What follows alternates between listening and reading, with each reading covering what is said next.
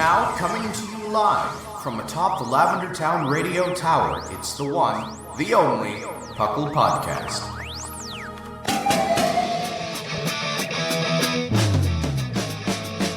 It's PoGo! PoGo! It's PoGo! PoGo! Pokemon Underground Champions League, oh yeah! PoGo! PoGo.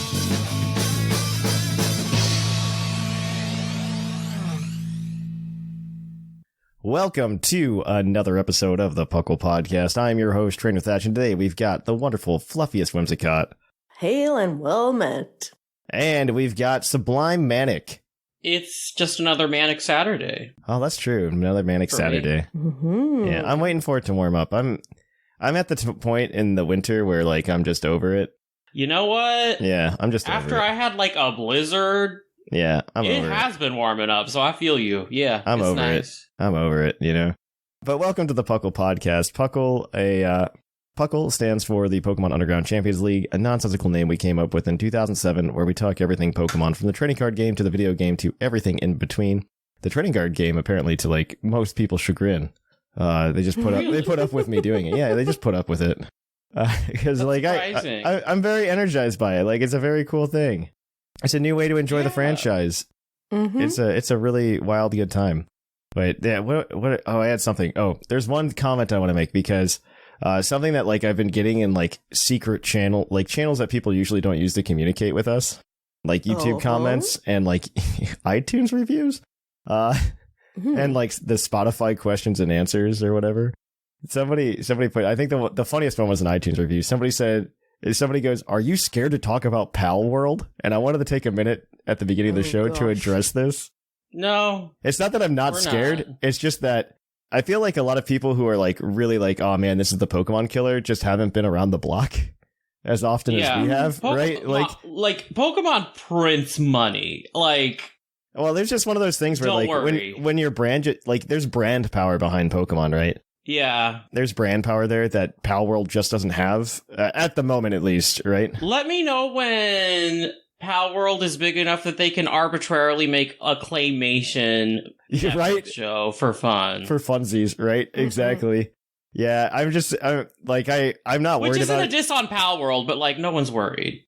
Also, I don't know much about this, but my question is, let me know when Pal World wins the legal litigation over I think the fact that it exists at all.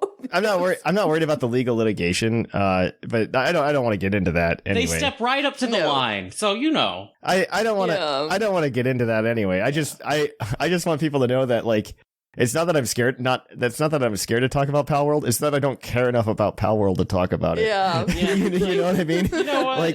Like I'm Get your life, Pal World, but like we're not the Pal World Underground Champions League. It's like, right? Remember Yokai Watch? Yeah, I do. I know that's exactly like I'm just remember the Yokai first Watch. Pokemon killer, right? Yeah. Okay. Well, that wasn't even like the first Pokemon killer because like Digimon is the first. Yeah, Pokemon Digimon, killer. Right? Yeah, exactly. we could just roll all the way back, and it's just been one of these things that's popped up consistently. Like I welcome, honestly, if Pal World can see success in like the monster catching genre, I welcome it because any competition for Pokemon is good for us, right? At the end of the day, because it just means they're going to make it's going to push Game Freak to make a better game. Now I don't think you'll see it in like the next release, but maybe in like 2 or 3 releases they might, take some inspiration from Pal World, or I don't say inspiration from Pal World. Influence. I'm also kind of curious what happened. Like, we're kind of like in this cycle, especially since like 2020, where a game becomes really hot for like a month, and that's all social media can talk about is that game. Mm-hmm. And then it just like disappears and dies. And I'm waiting. I'm honestly waiting like that month for Pal World, right? Like, is Pal World still relevant this time in March? Like, I don't know. Like, I don't know. I wouldn't be surprised if it's not. Mm-mm. So it's one of those things that I'm kind of curious about. We'll see. We'll see how it shakes up. But yeah, I just wanted to address that so people didn't think that like we were scared to talk about it. It's mostly just that I don't care enough to talk about it. Yeah. Like it's like a little blip on my radar for as much as I care. So yeah. But either way, I've been doing some fun stuff. We started the egg lock on stream this week. Mm-hmm. And I'm actually like pretty hyped by it. We got a really decent opening roster. Yeah. Sublime, you'll actually like this opening roster, I think. Okay. The opening roster we got for the Iglock was we got a Hisuian Sneasel, which is pretty cool. Love it. That's actually one of my pretty favorites. One of my very favorites. We got a Squirtle into that. Class C. Yeah, we did get Growlithe. I wish it would have been Hisuian Growlithe, but regular Growlithe's pretty good. I'll take it. You know what? It's got no quad weaknesses. So yeah, exactly. What else do we get? Because like there's we got a Klefki, which is kind of a bummer. Great type. Yeah, I mean it's a great type. Klefki. It's kind of the original Tinkatuff, if you think about it. Yeah, well, I think Klefki is the way you do that type combination because it is a really good type combination, right? It's the best type combination. Yeah, it's bar none the best type in Pokemon. Yeah, like Fairy Steel is like fantastic, but yeah, but they did it in such a way that it's not like an overpowered Pokemon. Yeah, that's what you do. You give it mediocre stats and a great ability. Yeah. Yeah, I think that's exactly how you handle it. But so that's 4. I gave you 4, right? So, the other one we got was Hisuian Zorua, which is pretty sweet. I'll take that. Oh yeah, that's a love a Hisuian Zorua. And the star of the show for Sublime is Snivy. Snivy. I'm so glad he's back. He's back. I know. My baby's back. I love also that like we're just missing like 6 Pokemon now. Like it's ridiculous. I feel like the woman from Titanic, like it's been 100. It's been 100 years. Well, it's the AZ Floette meme, right? Yeah, very bad. It's been 3,000 years. I feel that we're though. Back. I feel that though. Yeah, I mean Totodile too, right? So. Well, Totodile technically made an appearance in BDSP, but I don't know how much that counts. I don't know that anyone. Listen, if a bear like is in the woods but no one sees it, you know. I don't know. I last episode I did like sing the praises of BDSP, and I do feel like it's not a terrible game. I just don't know that all of us are exactly the audience for it, if that makes sense. Yeah. I mean, we're 15 years post-release. Well, now we're not 15 years, but at the time of release of BDSP, it had been 15 years since Diamond and Pearl came out. See, yeah. The thing is, part of it is I have a bone to pick with Gen 4 sometimes about decisions that were made. So a faithful recreation is like, great, you made something that wasn't perfect to begin with, so here it is again. Yep. Yep. No, I like they took it. They did. I think they did really well with what the source material was, and I don't know how much like Game Freak tied Ilka's hands as well during that whole production process. So I don't want to like give it too much crap because for what it is, it came out pretty okay. Like honestly, like 7.5 out of 10. I think BDSP came out fine. There's not enough water, that's why. There's not enough water for it. Yeah. Now, I mean, if they would have done changes, I think I would be like, this is a better game for me, right? But 7.5 for me, because like, one, it's beautiful. Like, the battle backgrounds are fantastic. Everything looks good. Like, it's like the pinnacle of Gen 8 graphics. And not in the overworld. Yeah. But like in terms of like in battle, and then on top of that, like they made the gym leaders much harder, and they were already like weird gym leader rosters to begin with in the original in the source material. So like it was, it is definitely I think one of the more challenging games. It also has like one of the hardest champion fights in the series still. So that's true. That's true. Yeah. In fact, might it be the hardest champion fight? That's a good question. I guess it depends on like how you would talk about Kieran now, right? Would you call Kieran a champion? I wouldn't. It's okay. more of a DLC boss, but Gen 9 throws the word champion around pretty generously also. A lot. Pretty loosely. They definitely devalued the word champion in Gen 5 or Gen 9.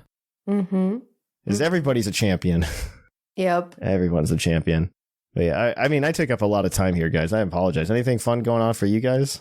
Well, speaking of hot games of the moment, this one has lasted a bit longer than a month. So I eventually fell into I can't even call it a rabbit hole. It's like a giant chasm that is Baldur's Gate 3. Oh, good luck. Oh, yeah. Good luck getting out. Yep, exactly. Yeah. Exactly. I don't see the end of it anytime soon. I had to buy my wife a brand new computer because of that game.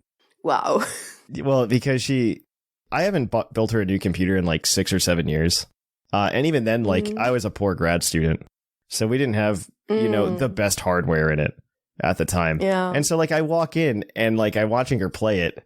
And I go, how are you playing this game? Because it's going at like 10 frames a second, right? Like, yeah. And I go, she's like, what do you mean? It's perfectly playable. I go, no, it's not. And so I had like an extra graphics card from another computer that was better than the one she had in her system. And so I went and swapped it out, and like the frame rate like improved dramatically. Oh, I bet. It still wasn't perfect, but it was better. Like in the state that she was playing it, I would not have played the game. Like I just wouldn't have. And then afterwards, it got to the point where it was like, okay, this is probably playable for me. And I like looked at it. I'm like, I gotta do better. So for Christmas, I just built her a whole new computer, so that it would actually just run properly. It's better than mine, which is saying something. Wow.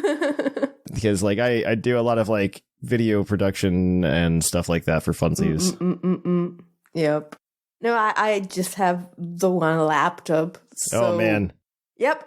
But I mean, the processor is fine. The graphics card is like, it hits the minimum requirements, not the recommended ones, but it's decent enough. I'm okay with it. As long as it's not like, terrible frame, like the type of frame rates I'm talking about that like make the game unplayable for me is like version 1.0 of Scarlet and Violet when you get to the lake. Yeah, okay. No, they did fix that. They did fix that, thankfully, in Scarlet and Violet, but like those frame rates, like that's like game ender for me. Like I can't do it. Like this is, I did it for Scarlet and Violet just because I'm like, this isn't the whole game. This isn't the whole game. This isn't the whole game. Yeah. But I was just like, I just gotta get through this lake part, get this Titan over with, and move on. Yep. How about you, Sublime? Anything fun going on? Yeah, I am starting stand-up comedy classes, which feels correct. Oh, what? I'm so excited for you, actually. That sounds so fun. I'm excited, yeah. Yeah. What I really want to do is I really want to do like an improv class. I am also considering that.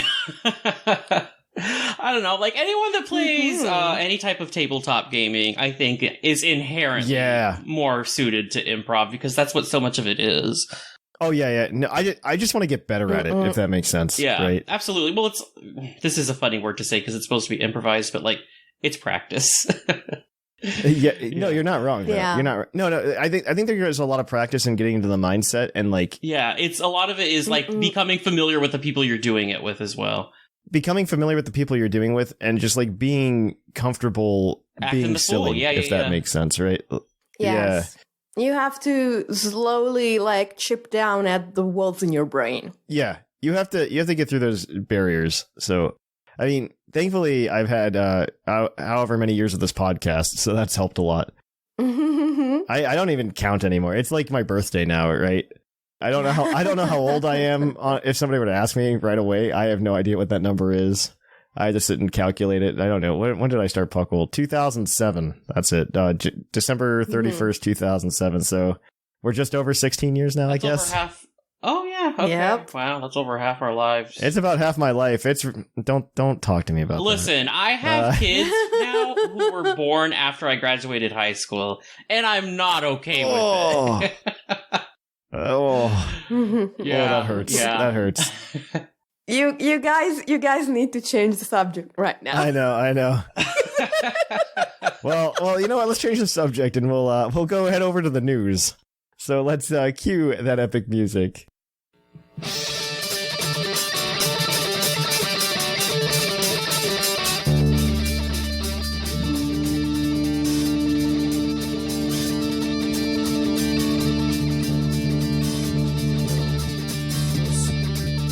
Live from the Lavender Town Radio Tower. This just in.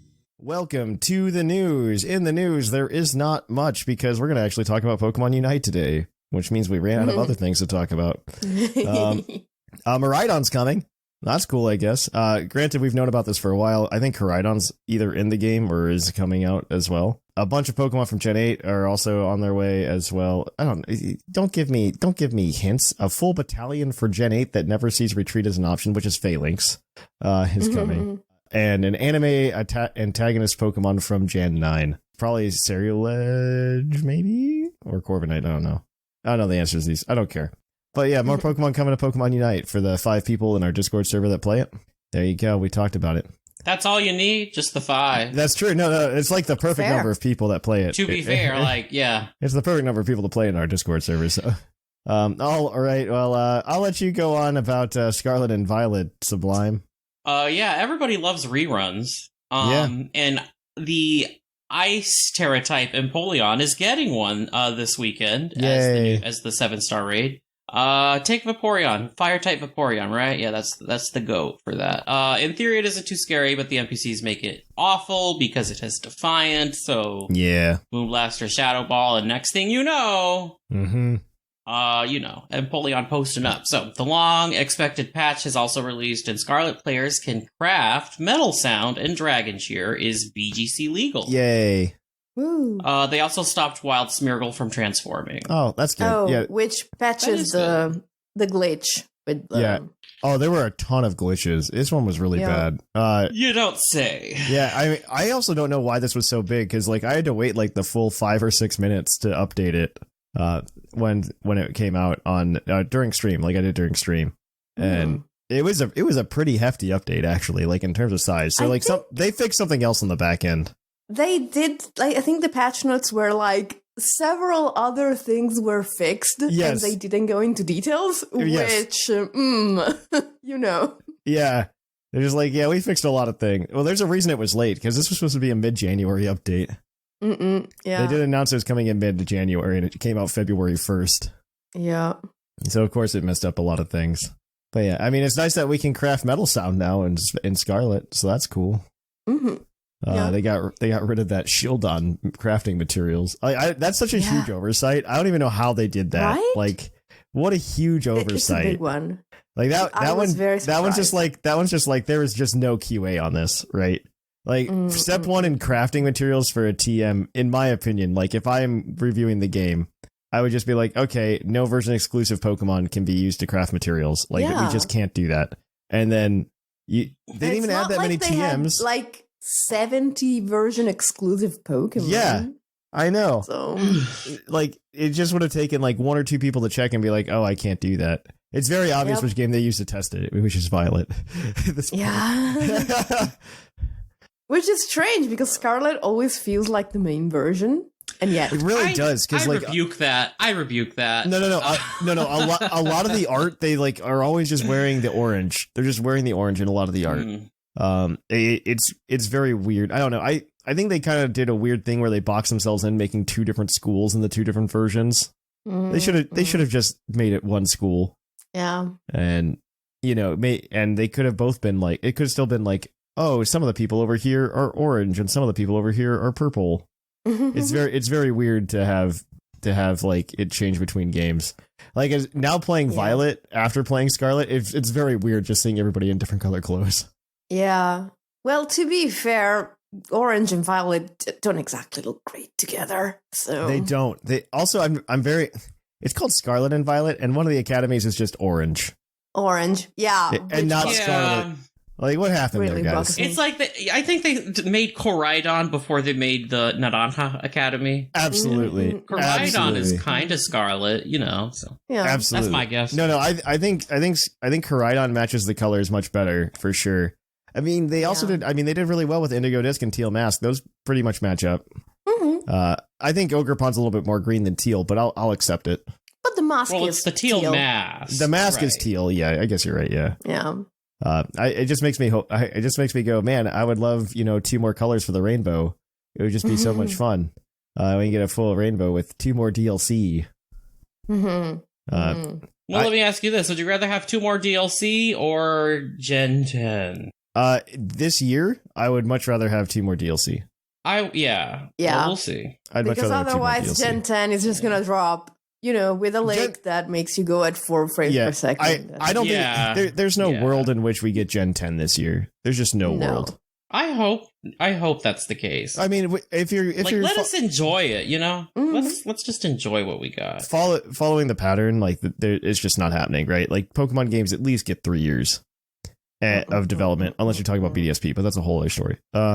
and we should be we should be out of the woods, I would hope. My personal opinion is like they give us another year of DLC, and then we just then it's the remake / Legends or whatever game they want to do in like a perfect fantasy world, and then we get like 4 years of development for Gen 10, which also sets us up for the 30th anniversary.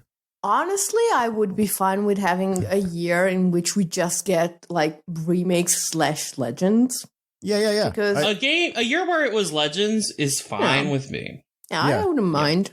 And a remake with Snivy. Yeah, I'm down with that. I'm still a big proponent of if we do a Legends game, it should get like a BDSP to go with it. I know most people are just they weren't impressed with BDSP as we talked about, but I think having both, it helps with the comparison. I don't know, like I appreciate Legends Arceus more because BDSP came out beforehand. Yeah, you've said. I think for your argument, it's good that BDSP is a faithful remake, but in general, for me, that's a bad thing because we were used to having remakes that had additions and innovations and BDSP didn't have any of those. There's a reason Heart Gold, Soul Silver, and Oros are so beloved. Yeah, I mean, okay, they gave us Pokemon in the Underground, which was cool, but like Auras and you're not Heart Gold, Soul Silver, like integrated stuff from the third version.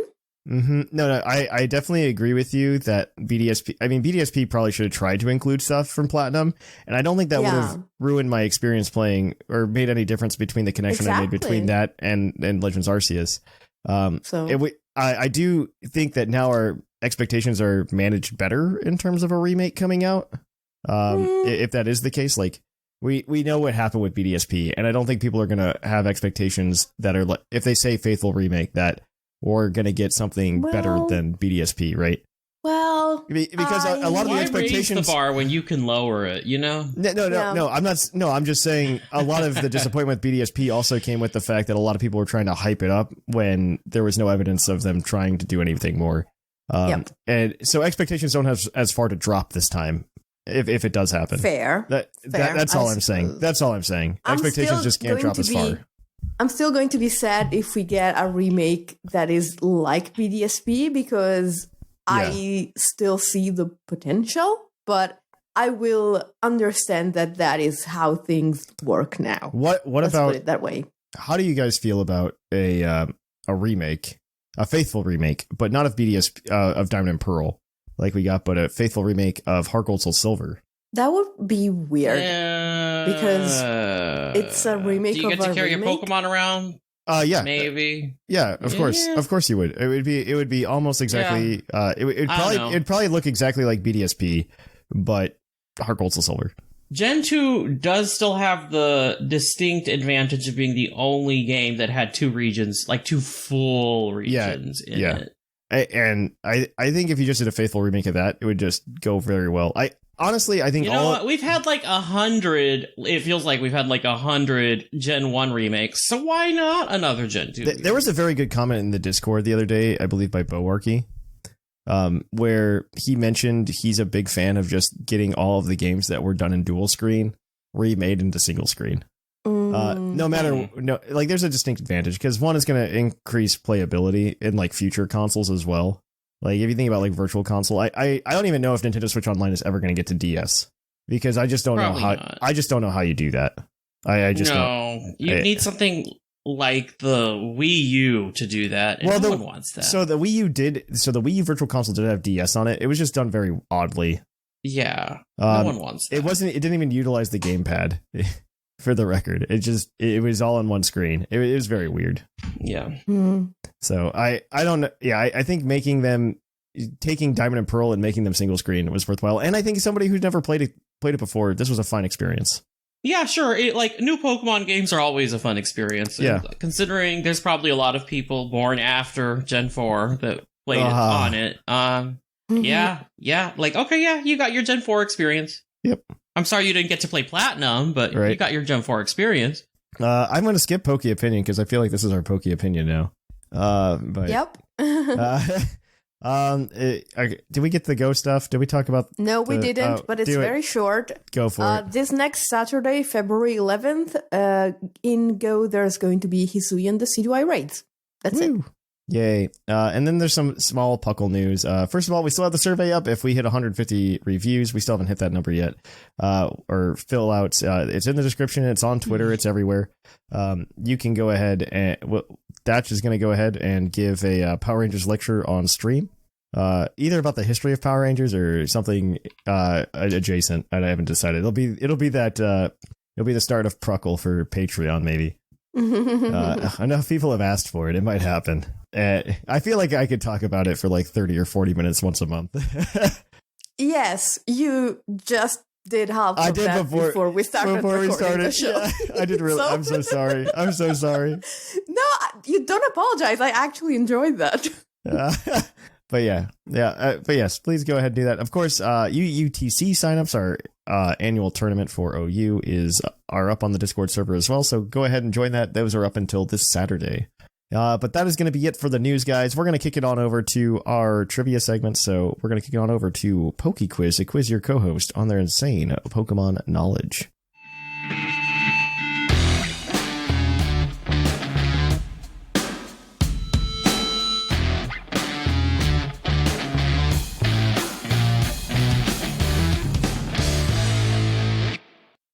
Oh, hi, and welcome to the PokeQuiz, the part of the show where we quiz our co-hosts on their insane Pokemon knowledge. I'm Mark from the Dunsparce Gang, here to explain the rules.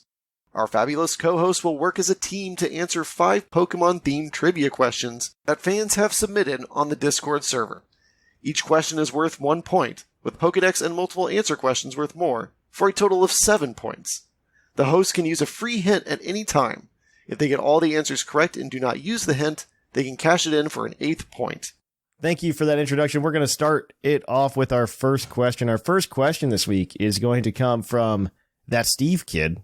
As of Generation 9, which type has not been used for any Pokemon with a regional form? Paradox and Convergent forms are not included. Okay. So are we including the original and their regional variants? We are... I think we're just including the regional variant. I don't know if that matters, to be honest with you. Okay, so the newer versions only.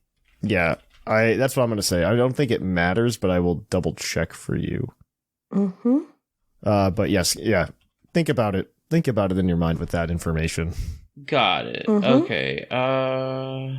I'm counting them off on a piece of paper. Yeah, I'm like writing them out. Like I'm writing them out, literally. Exactly. Okay, let's confront our lists. So far, I am excluding electric, psychic, ice, fairy, fire, ghost, normal, fighting, grass, water, dark. You're writing faster than me. I got normal, dark, poison, ground, water, grass, fighting, ghost, dragon, fairy, electric, psychic. Have there been any steel-type regional variants? Yes. Oh gosh. Sandslash. Yes. Which was also ice. We have 15 so far. Okay, what are the 3 types we haven't thought of? That's an easier question. Exactly. I seem to be missing rock and... Arcanine, so not rock. Yeah, flying, no, because we have... Braviary. Braviary, exactly. And the very last type left should be bug, which I think is the answer. Yeah. Come on, process of elimination. Are you locking in bug? Yes, I think so. I think. Yeah. That is correct. It is bug. Bug is the only one that has not been used yet. So you guys are 1 for 1. Missed opportunity. I keep waiting for a bug dragon Yanmega. Oh man, that would be sweet, actually. I'm into it. Yeah. All right. Well, our next question is going to come to you from Liger. What is the only Generation 1 Pokemon that does not appear in any regional Pokedex other than Kanto and Johto? What? A regional Pokedex? Yeah. I was going to say Mewtwo, but it's in X and Y. Well, that was before regional. Well, that would count as a regional Pokedex because the Kalos regional Pokedex is a regional Pokedex. Exactly. Okay. Well, how about Mew then? Would that count? Because technically it's not in any original Pokedex because it's always been a mythical. I cannot confirm or deny. It is a Gen 1 Pokemon. So it's Mew. But yeah. Wait. So are we sure that it doesn't appear in any original Pokedex? Okay, so regional Pokedexes are supposed to be completable within the game. Yeah. But that's like a modern definition. That's a modern definition. I think that's true in the modern day and age, but maybe not so true in any other day and age. Yeah, since you essentially now get it for free, might not be the answer we're looking for. No, yeah. I mean, you can answer it. It is a Generation 1 Pokemon that has appeared in at least the Kanto Pokedex for sure, right? Yeah. It has a Pokedex number in Gen 1, right? So it has been in a Pokedex. Yeah. But it also appears in... What if it's Pikachu? Could you imagine? I don't remember if you get a Pokedex entry when you get the gift Mew in BDSP. It's just in the a National single Dex Pokemon, in BDSP. right? It's in the just National a Dex in single BDSP. Pokemon? Yeah, one single Pokemon. Well, I can't think. Inclined to think it has to be Mew. Because I'm thinking, like, the fact that it's a single Pokemon means it can't have an evolution line. Exactly. Which restricts the field a lot. Drastically. Yeah. I need an answer here, guys. I think we gotta go with Mew. Yeah. The answer is, in fact, Mew. Mew only has been in 2 Pokedexes. One is the Kanto Pokedex at number 151. And also Johto, and depending on the generation, its number changes, actually. In generation 2, it is number 250. And in generation 4, it is number 255. So I don't know what else is inside the Johto Pokedex to push it to number 255. In Gen 4, wait, did you say the Johto or the Sinnoh? This is the Johto Pokedex in yeah. Because I thought you had said BDSP. The Johto Pokedex in Gen 4. It changes its number. Okay, so Heart Gold, Soul Silver. Yeah. I don't know. I don't know. Well, that would have had the Gen 4 like extra evolutions like yes, yep. Nope, you're correct. That's what happened. They added in Mamoswine, Electivire, Magmortar, Tangrowth, etc. You know. Well, it would only be it would be Tangrowth. They couldn't have added all of them in. Like Weavile doesn't make it in. Oh, that's rotted. Weavile. But it's probably some of those. It's probably some of those. Mamoswine Honchkrow definitely made it in. Tangrowth made it in. Licky made it in. I'm looking this up because it's just like too good. Electivire did not make it in. Neither did Magmortar. Yeah. Wow. Doing them dirty. Wow. Oh god. Yeah. So they just chose some like random Gen 4s to like throw into the Johto Pokedex. Also, this is such an aside, but like, why have they not done anything for Jinx? Jinx used to be like, with them. Because they're just dropping it because of like all of the history with Haven't we like changed it visually enough that we can give it something? Especially because they gave it Smoochum. Like, yeah, I think we're probably at the time where all of that's kind of forgotten about. But Pokemon/Nintendo seems to like to let things go away. Like one of the things that's a big example of this is like the TCG. This is the trivia segment, by the way. Is the TCG where Kadabra didn't have a card until like 2023? Yeah, we don't talk about Kadabra because of the lawsuit. But they finally got away with that. They got around that finally. So like and it probably wasn't actually an issue in the past like 20 years, honestly. But they just wanted to get away from that, which I think they're more than like that might happen with Jinx eventually, right? Especially now that we're on a different anime as well, where it wasn't an issue. Yeah. So that might be something that happens. 30 years, but we are on a different anime, so that's true. Yes. Yep. I think something like that might help out. We'll see. But either way, that is, you guys are 2 for 2. Your next question is your Pokedex entry question. This one's going to come to you from 2Crow48. Its Pokemon Sword entry reads, its cry leaves a lasting headache if heard for too long. It moves so quickly that it's almost invisible. Who's that Pokemon? Huh. An invisible headache-causing crier. Almost invisible. Something, it sounds like a ghost, and there's a very fast ghost in Gen 8. There sure is. But I don't think it's that. No, because its Pokédex entries usually talk about its past. Oh, I was thinking things that launch from other things' heads. Yeah, exactly. and its Pokédex entries are usually about that or about its past when it was alive. Yeah. So I don't think it's those. Something else that has cry. See, the cry made me think Hatterene until you said it was so fast. Yeah, Hatterene is slow. Something fast that maybe something like a steel type because it rings in your ears. Or is very loud. Huh. So fast it's nearly invisible. Might also be... Oh, this is a really tough one. Could you repeat the full Pokedex entry? Absolutely. If you try to get close to it... Oh, wait, this is the wrong one. Wait, this is the different one. That's a different one. That was my other one. Sorry, my bad. Its cry leaves a lasting headache if heard for too long. It moves so quickly that it is almost invisible. What are some beasts that, like, I'm also thinking about the buzzing of a bug. Oh, what if it was like, Vikavolt? That's crazy. Why would that be Vikavolt's? No, I feel like that would not be what Vikavolt would do. But, some bugs, like, move so fast. Like, Yeah. I was also thinking about Orbeetle. Orbeetle is an interesting thought.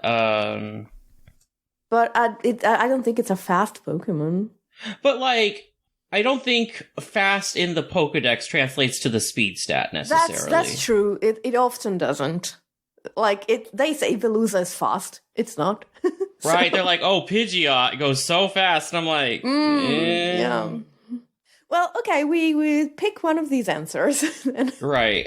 This is a hard one. We're going to need that second one, pretty sure. Probably, yeah. But we can guess first. Sublime? Oh, gosh. Maybe Orbeetle? No, it's not that. I don't know. Oh, okay. What are you going with? I need an answer. Let's just say Orbeetle, so we can get the next entry.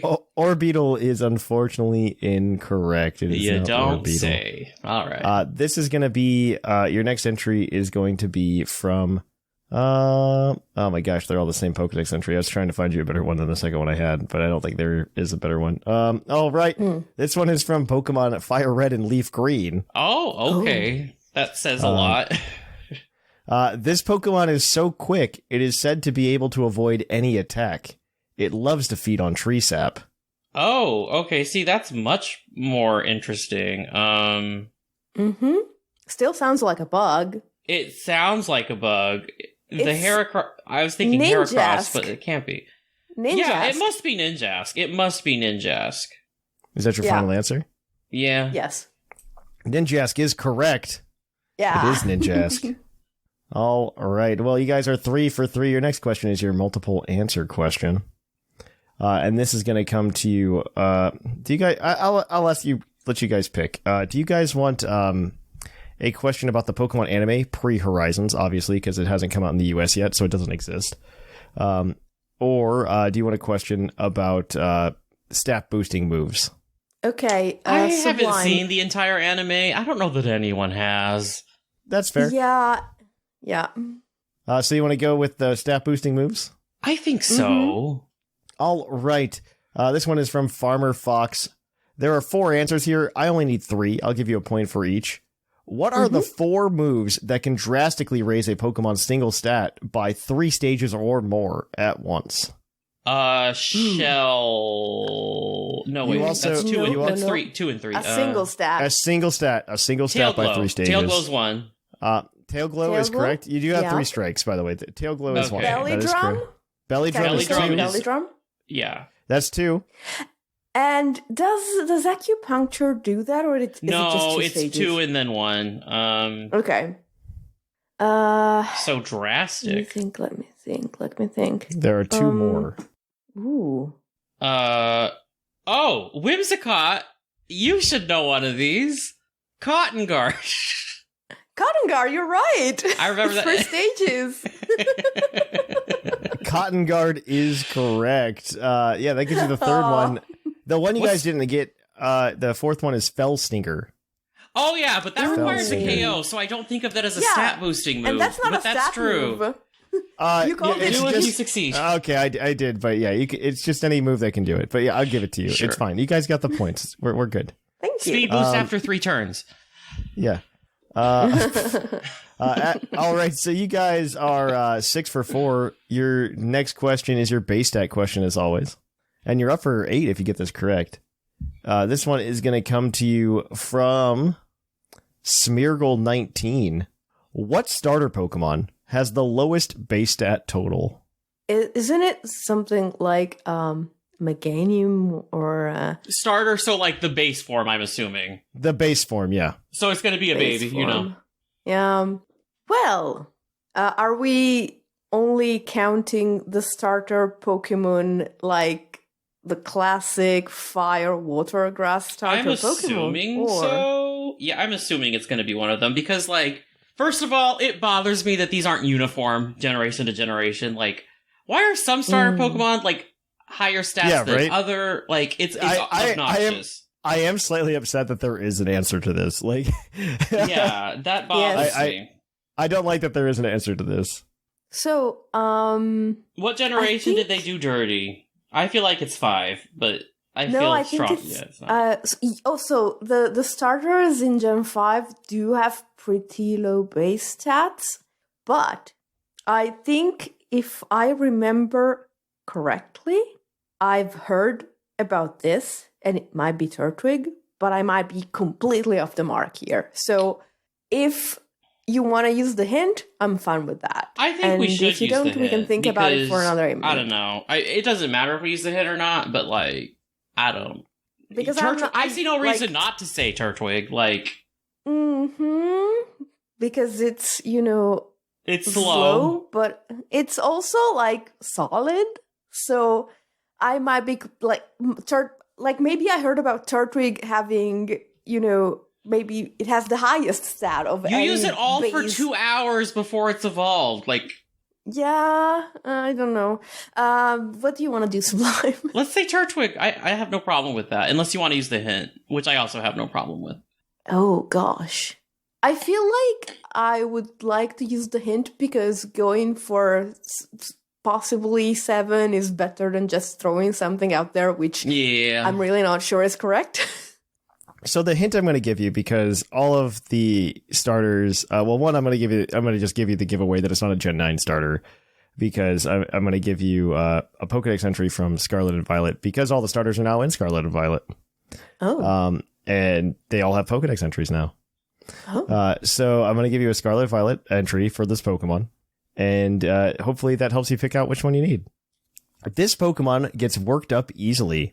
Its body can also overheat. So it uses its ears to dissipate the heat and calm down. Fennekin. Oh, it's Fennekin. Ears, Fennekin. Yep. Fennekin is correct. Oh my gosh! I can't believe they did it bad like that. I'm upset. Okay, they didn't do it. They didn't do it like that bad. To be fair, it is 307. The next lowest is 308. But that's a 4-way tie between all the Gen 5 starters. I knew they did them dirty. All the Gen 5 starters and Chespin. Wow. No wonder everyone loves Froakie so much. And then at 309 is the next highest, and that's a tie between Charmander, Cyndaquil, and Chimchar.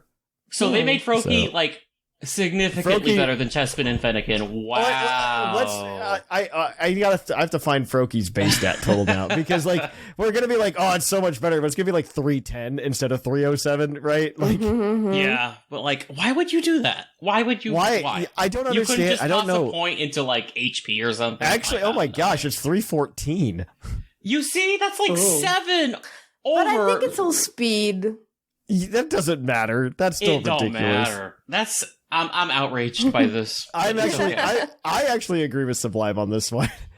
Like that's ridiculous and shouldn't They have really happened. wanted to push Greninja from the start. I see how it is. Pokemon do better. But that just gives you guys if water 7 wasn't points. already like a much better type than fire or grass. Yes, I know. They just did it dirty. Like, yeah. All right. Oh, in first place now we have Whimsicott with 15 points on our race to 40. Yeah, yay. In second place we've got Claude with 14. Yay. In third place, Seth Vila with 8. Good for you, Seth. In a 3-way tie for fourth place is Jushiro, Linian, and Sublime with 7. I just heard 3-way. And in a tie for 7th, we've got Arch Sigma and Sharkfin again with 6 points, and everybody else has yet to get on the board. But they will. With that note, I want to make it like, I think next year I'm going to try to make it just whoever has the most points at the end of the year wins. I think that's a great idea. Oh. That's what I'm going to do next year. Like we're going to, like there's going to be a hard reset, December 31st. And next year it's just whoever has the most on December 31st wins trivia. But this year we're still doing a race to 40. All right. So, but on that note, guys, that is it for our trivia segment. If you want more next week, just tune on in. Until then, though, we're going to head on over to the topic. We have another review from Fat Pat 1988. It slaps. I began listening to the podcast back in Gen 5 right before X and Y released. At the time, it was okay. Fell out of Pokemon for a bit around Gen 7 and only recently came back. I came back to the podcast as well, and I have to say they have really grown into something spectacular. I thoroughly enjoy the structure and content of the show. At this point, in my opinion, it is easily one of the best Pokemon podcasts out there. Well, thank you, Fat Pat 1988. And if you have a review, please drop it wherever you listen to the podcast. We really appreciate it. Helps people find the show. But until next time, let's move on to the topic. Welcome to our topic. Our topic today is going to be a retrospective of Pokemon Legends Arceus. It just hit its anniversary a couple days ago. Mm-hmm. As of recording, we record on Saturdays for those of you who are unaware. So I apologize to those of you who send us emails on Saturday afternoon and they don't get on the show because there were some like good ones that popped in last week. I was like, oh man, we probably would have read that one. So I felt really bad about it. Yeah, so we record. But this week, a lot of people were kind of like going over Pokemon Legends Arceus. And honestly, it was more people than normal, like looking back at a game that had recently come out than you normally see. I don't know, that's just because like this game kind of came out at a weird time in January. Yeah. Yeah. It opens up our time to be like, let's talk something Pokemon. Look, this game came out 2 years ago. Yes. I don't know. I still look very fondly at Legends Arceus just because. Me too. Completely. Same. It was such a breath of fresh air. I look back very fondly. It's such a good game. Like it's a game that I'll actually replay occasionally just because the mechanics are so much fun to play. Maybe this is a hot take. I don't like having to craft TMs in Gen 9. But I love crafting in Arceus. I think it's just because it's slightly different. It was better. It's just because it doesn't feel as good to do like the let's go mechanic, right? I think that mechanic needs to be fine-tuned a little bit to make it feel better. So that your Pokemon comes out and just like starts KOing things. I think that it kind of has to just do with, in Scarlet and Violet, I'm talking about specifically, but yeah. I think if that let's go mechanic got tuned a little bit to feel better, because right now it feels a little clunky to me because your Pokemon will go fight like a wild Pokemon, but it'll take 5 seconds to beat up a Pokemon. And the whole thing's a little clunky itself too, in terms of getting your Pokemon to go fight the other Pokemon around it. Sometimes you can't get it to go where you want if there's a bunch of Pokemon around. Yeah, exactly. So I think if that were to get cleaned up, it wouldn't be as big of a deal. I mean, it's a different type of crafting too, granted, right? Mm-hmm. Yeah. It was interesting because I preferred Arceus's crafting. Yeah, well, I also think the items that you could craft with Arceus meant more. Yes. right? Like, you're crafting Pokeballs, which is like a main mechanic. TMs, I don't know that, like... You have limited inventory space. Yeah, it was good. I don't know that, like, TMs in art or in Scarlet and Violet are as necessary to craft, more so than... I like that they found a solution to the infinite TM type deal, where it's just like, you can get infinite TMs, you just have to work for it a little bit. Which, to me, doesn't make sense. Because, okay, it's slightly more immersive, but it just, like, if I am the kind of person who wants to have many competitively ready Pokemon, I'm going to be annoyed by this. And if I'm not the kind of person who wants to have many competitively ready Pokemon, I'm just not going to craft TMs at all. So what's the point? I understand your point. For my perspective, so in terms of like building a competitive Pokemon, one, I don't think you have to do it just for competitive. I think like raids is a good way to build Pokemon, is a good reason to build Pokemon. And there's a few other uses. There's a few other cases where you can do this. But I think for me, I like that they're taking a stab at making the Pokemon building process somewhat engaging outside of just like, oh, I collected this, let me hit the button and like give it a TM. Like, I have to think about it a little bit, right? And like, oh, I have to do this. Oh, let me go play in the game a little bit and go get this. It also kind of comes down to my argument, or at least the argument that I think Pokemon wants people to have when it comes to genning Pokemon for their competitions. Because actually, even as recent as like last week at Liverpool, a bunch of people got DQ'd for Gen Mons again. Yeah. I hate that. Like, it doesn't matter. It has nothing to do with skill. Like, why are we making arbitrary, like... I don't entirely disagree. First of all, it's a Japanese company, so they have, like, a bunch of different ideas of what it means to, like, modify hardware and software. So, the Japanese side of the company probably really just hates that. Sure, but it's a global brand at this point. Yeah, but the Japanese side... And it has been for so long. The Japanese side of the company is running it, though. Like... More so than anywhere else. Like, everywhere else is mostly just, like, PR and translation. Maybe that's a problem. I don't know. Yeah. But they really just want you to go play the game. Like, that's all they really want you to do, is just go play the game. I think this is just another way they're trying to get you to go play the game. Mm-hmm. I think a better example of them trying to do this, because they've historically done this, in different ways, but I think the most recent example that's even more recent than like crafting TMs, where they want you just to like go play the game and use the features in the game that they spent time building, is the blueberry points in the DLC. Yeah. Like, they have you do a bunch of, like, I didn't use the Let's Go feature at all during my playthrough of Scarlet and Violet. I have used it exponentially more times in the Blueberry Academy to just like go get the BP. Because that'll be like one of the quests. So they've like historically done that. I mean, it's kind of in the same vein as how people are upset like you can't get Ursaluna in Scarlet and Violet. I'm upset, but probably for slightly different reasons than they are. They're upset because they have to go play a $60 game that doesn't have a competitive feature to compete in competitive Pokemon. Yeah. I'm upset because it doesn't make any sense. It doesn't make any sense. If you're playing in competitive Pokemon, that's my frustration, is that they could just put the P block in Scarlet and Violet and we're done. Like, that's my only frustration with it. But if you're... But Blood Moon Ursaluna's cool, but that's another story. Yeah, the Blood Moon Ursaluna is cool. I just don't know why we can't get regular Ursaluna in the game. Like, Cleavor is even more frustrating to me, but I don't want to go on this rant again. But I feel like we should get... Cleavor, I should say Scyther, rather, is the new Meowth. Yeah, kind of. Yeah, no, Cleavor... Like, give me a new one every time.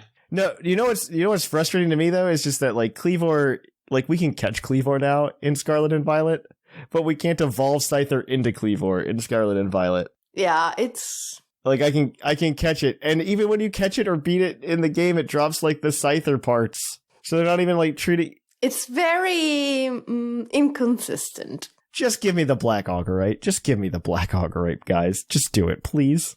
Especially since it's right there on the ground. The Pokedex entries even allude to how it can be evolved in modern times. Yeah, I think is really fun and wild. So I hope that they could do something similar with some of the other Hisuian Pokemon. I'm hoping we get something like that in the future. I mean, because they did fix like Quillfish, so I'm hoping that we get this, but this isn't what this is about. Well, I guess to some extent, Hisuian Pokemon, right? Yep. I like this. This is part of the legacy of this game that upsets me, and I don't know that the legacy is the fault of the game because the game itself is great, with the exception of the battle mechanics. Battle mechanics are garbage. Yeah, I don't love them. I like that they gave it like a gimmick for a game with very different mechanics in general, so I don't mind it in Arceus at all. I appreciate the attempt. Like, I appreciate the effort, right? Like, that they tried, that they were willing to take that risk. Yes.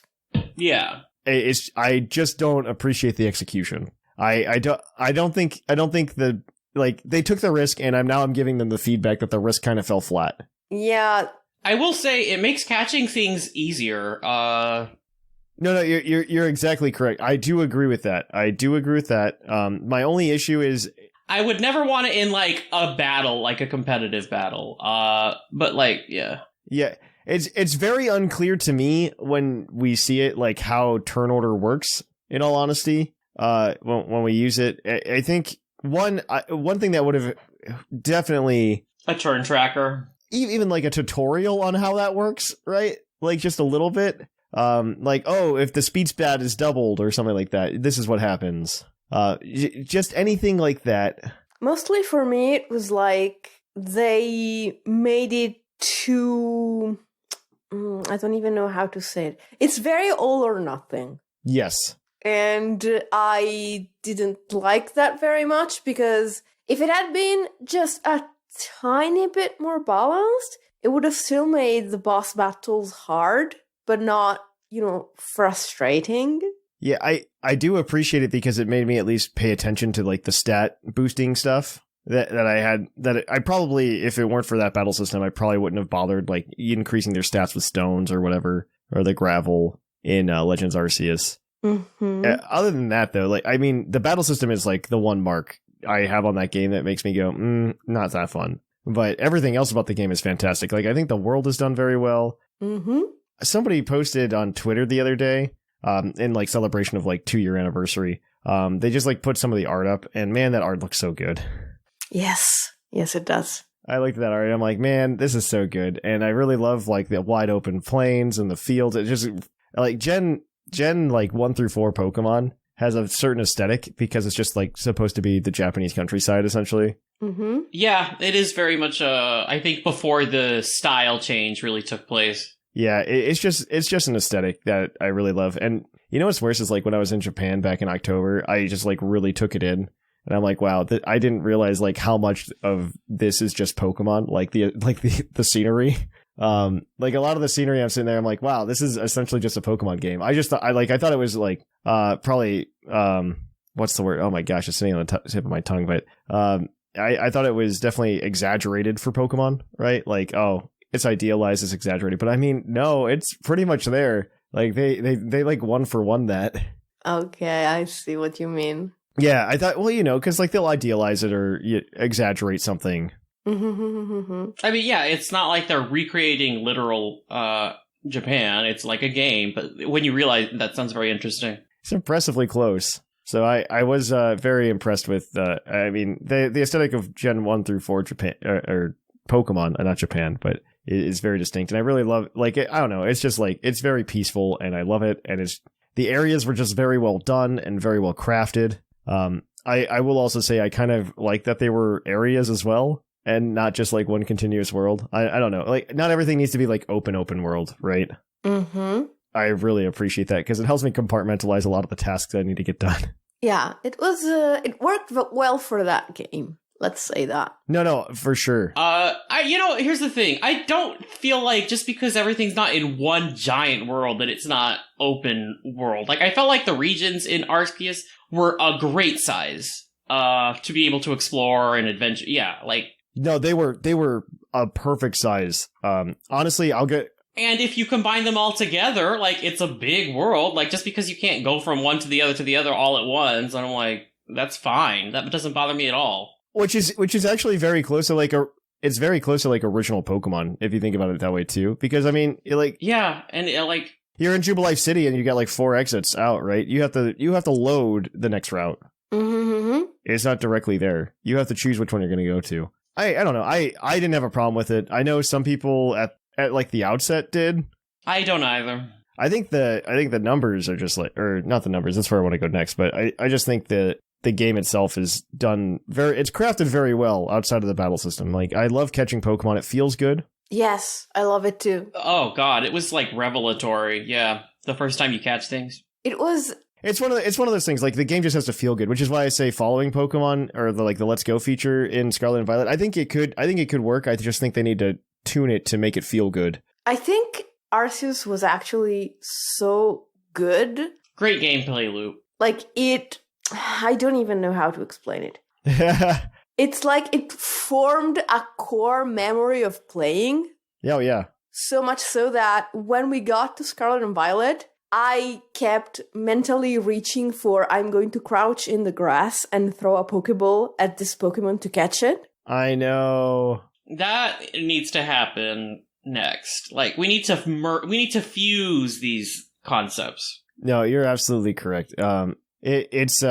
Yeah, I think that the game itself is just fantastic. I really hope that they use it as a template for something else in the future. Like, my fear about Legends Arceus, and I think I said this before, is that it kind of like goes the way of Let's Go. Like, I feel like it was much better received. I think that for the fan base, for sure. Like, I know that the Pokemon Company pays attention to the fandom. Mm-hmm. They definitely pay attention. They've stated as such as well in interviews that they do pay attention to the fandom. Mm-hmm. But the sales numbers are pretty close to Let's Go Pikachu and Eevee. Yeah, and we can definitely tell which game took more effort. So if you balance the two things out, yeah. I guess the question is whether or not how much they care about like brand. Mm-hmm. I also think Let's Go was like a flash in the pan because they're still trying to capitalize on the success of Pokemon Go.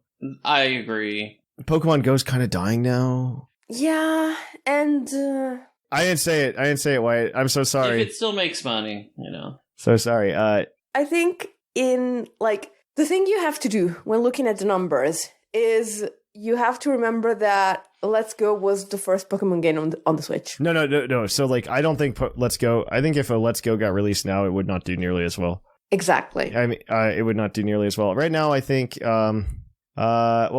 is March, actually. I don't have the latest numbers. I have the March 2023 numbers, which puts Legends Arceus at 4.83 million copies. So it means it probably broke, like, 15, maybe even 16 by now.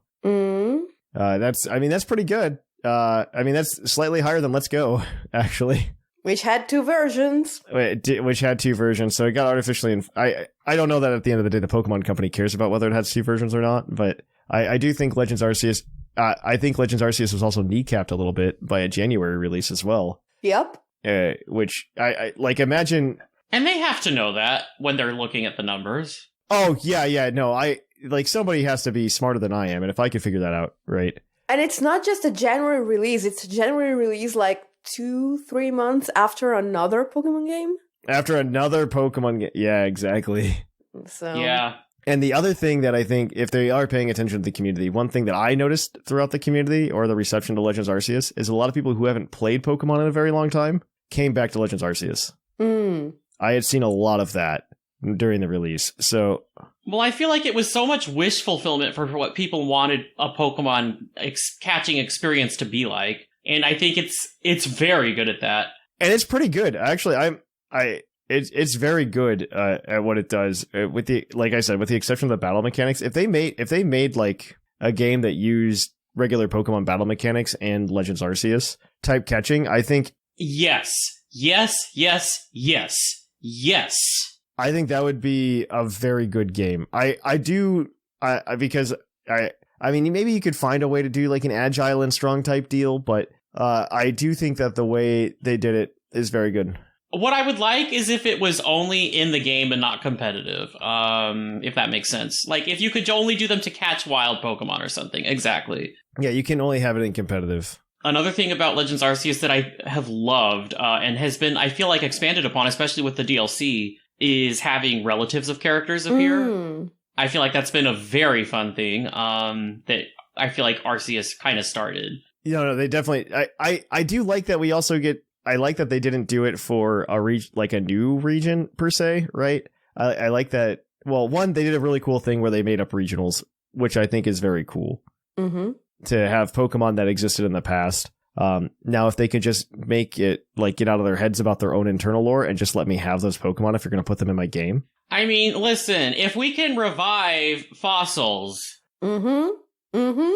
If we can revive fossil Pokemon, there's no excuse. I should be able to find a Peep Block. That's all I'm saying. I should be able to find a Peep Block. And if Ursaring's around, I should be able to find a Peep Block, guys. If it can hold Eviolite, it should be able to evolve. Mm-hmm. Some of it's very cool. I do really appreciate the way they handled it. I don't feel as bad about like the Pokemon thing, especially with the way that they're handling home, where like everything can go back and forth even between generations. Like that fixes a lot of issues I had with Dexit. Not all of them, granted, but like it fixes a lot of issues I had with Dexit. The fact that things can go back and forth. So kudos to them for that. I do think the game is just a good time though. And I'm hoping that we get something like that in the future to like revisit another region and get to see something, like tell a cool story. Like they told a really cool story. Yeah, absolutely. A great story. And that was a good story. Yeah. And that was like, this game was surprising in several different ways. Yeah. And one of them was the story. Mm-hmm. I didn't expect it to have such a deep story, especially because you start it and it's seemingly basic, and then you go through all of the main part of the game and you think, oh, okay, I'm almost done because I've almost completed my Pokédex, so there's probably like a tiny bit of story at the end to wrap this. No, the story begins at the end, essentially.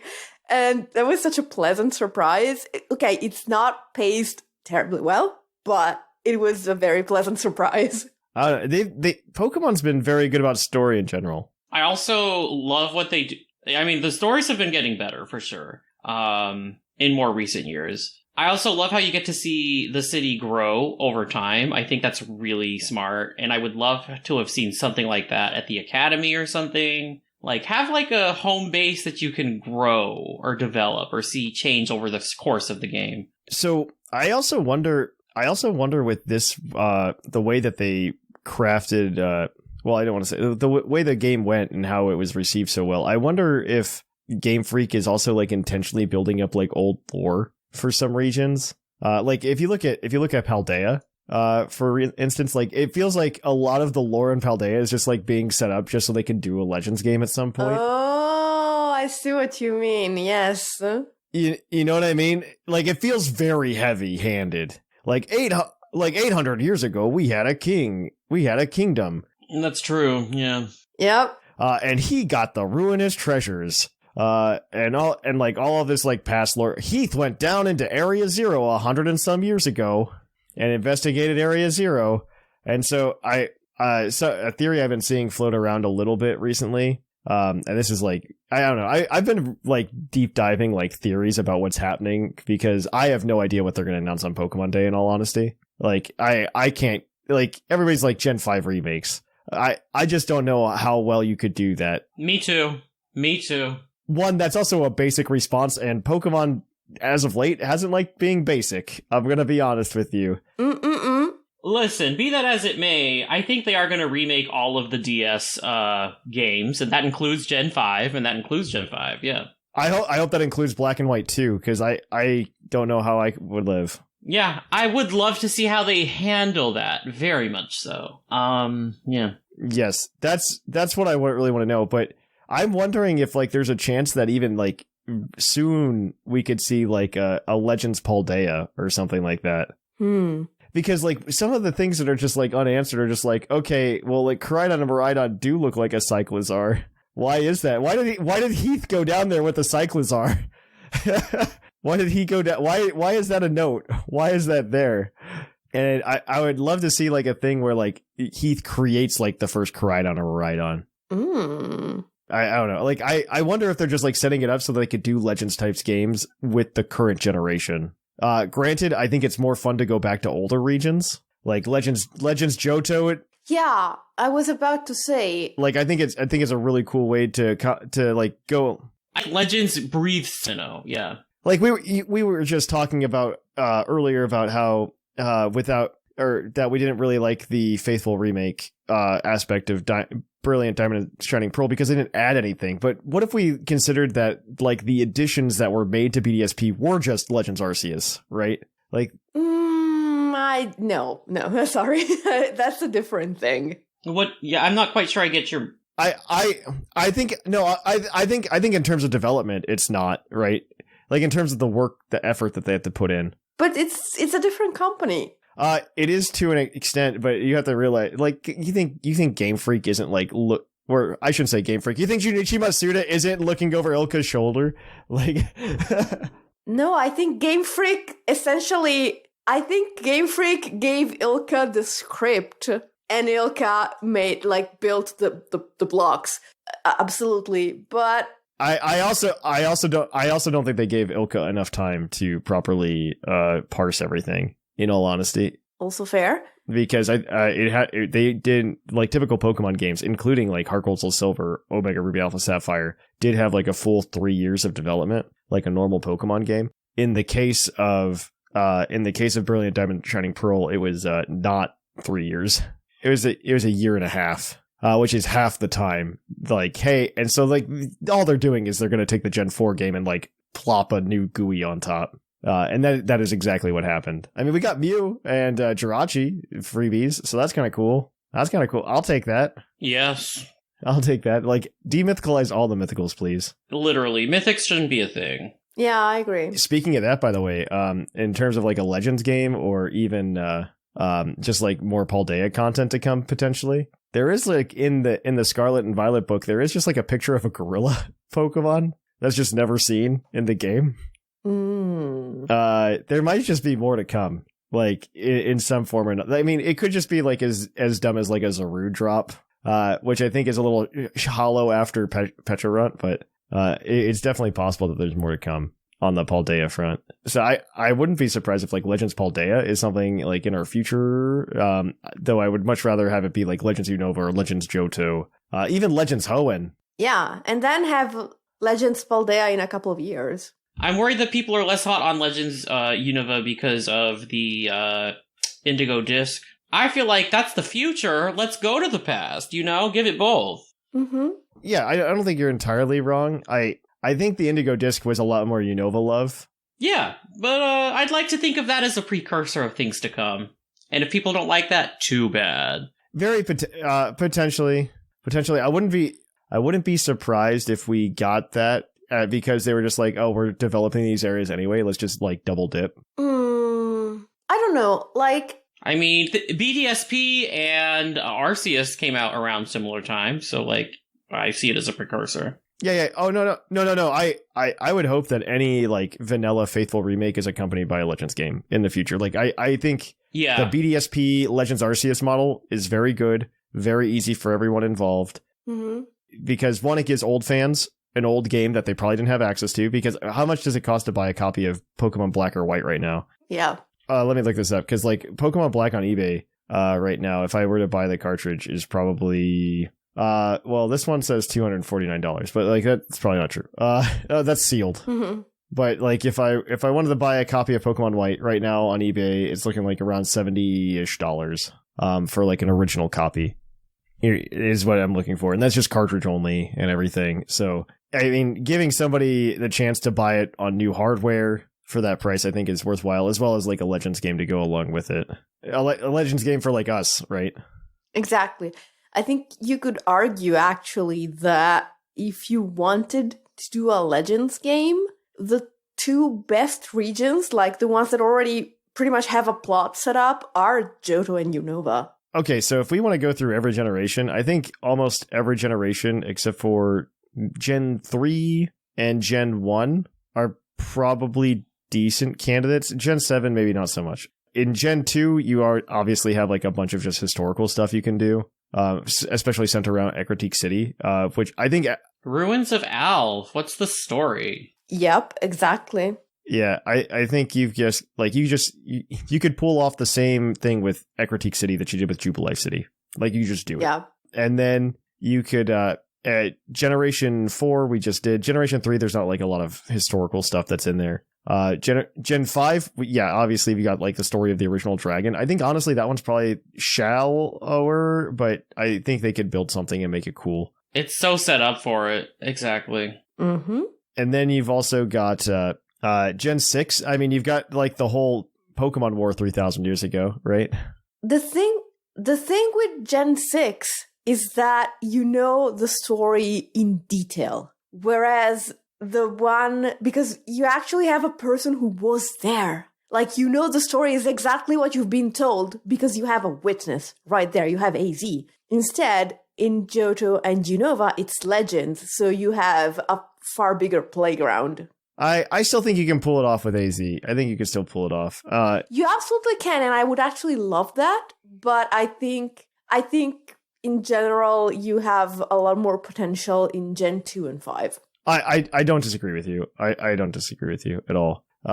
The other one that Gen 8, I think you could probably do something too with like the Darkest Day again, and then like give us like an actual good story in Galar. It deserves at least one good story. Yeah. That game feels like such a fever dream to me, like looking back on it. Yeah, it's so... Especially after, like, it's obviously like the awkward transition that Pokemon had to go through. Like, that's what Gen 8 looks like to me. It's just like the awkward transition. It has so much potential, and it was so close, but it didn't quite make it. It's like it tried to make a jump across a canyon, and it just missed making the landing, and it just dropped into the bottom of it. Like, that's how it feels to me. Some parts are really, really great. It's just that the middle stage of a starter line, exactly, as a game. Yeah, it was definitely like there's definitely a lot of growing pains evidenced in Sword and Shield. Yes, like you can see them like growing out of it as well, like in the DLC. It's like when you read a story that is a good story, but is told by a not great author, and so it doesn't give you the kick that it should give you. Yeah,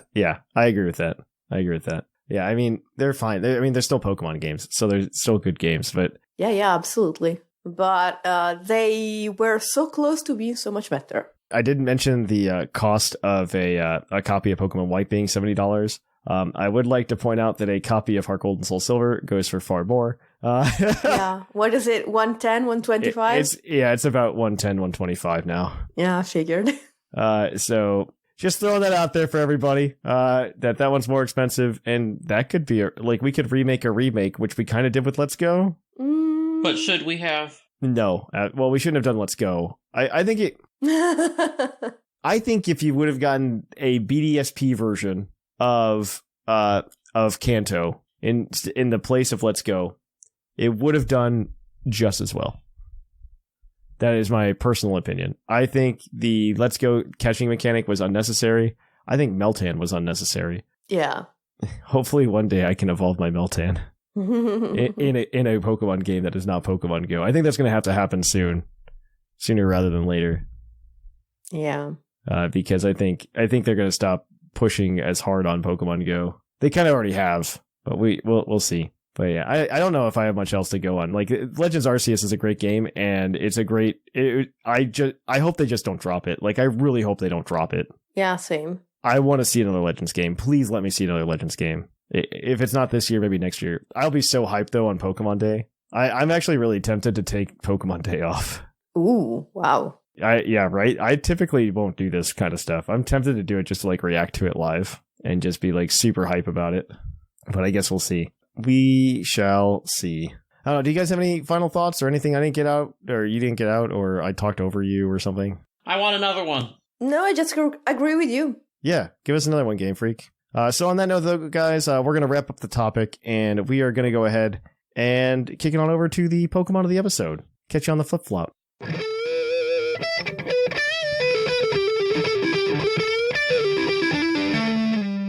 Poke of the episode.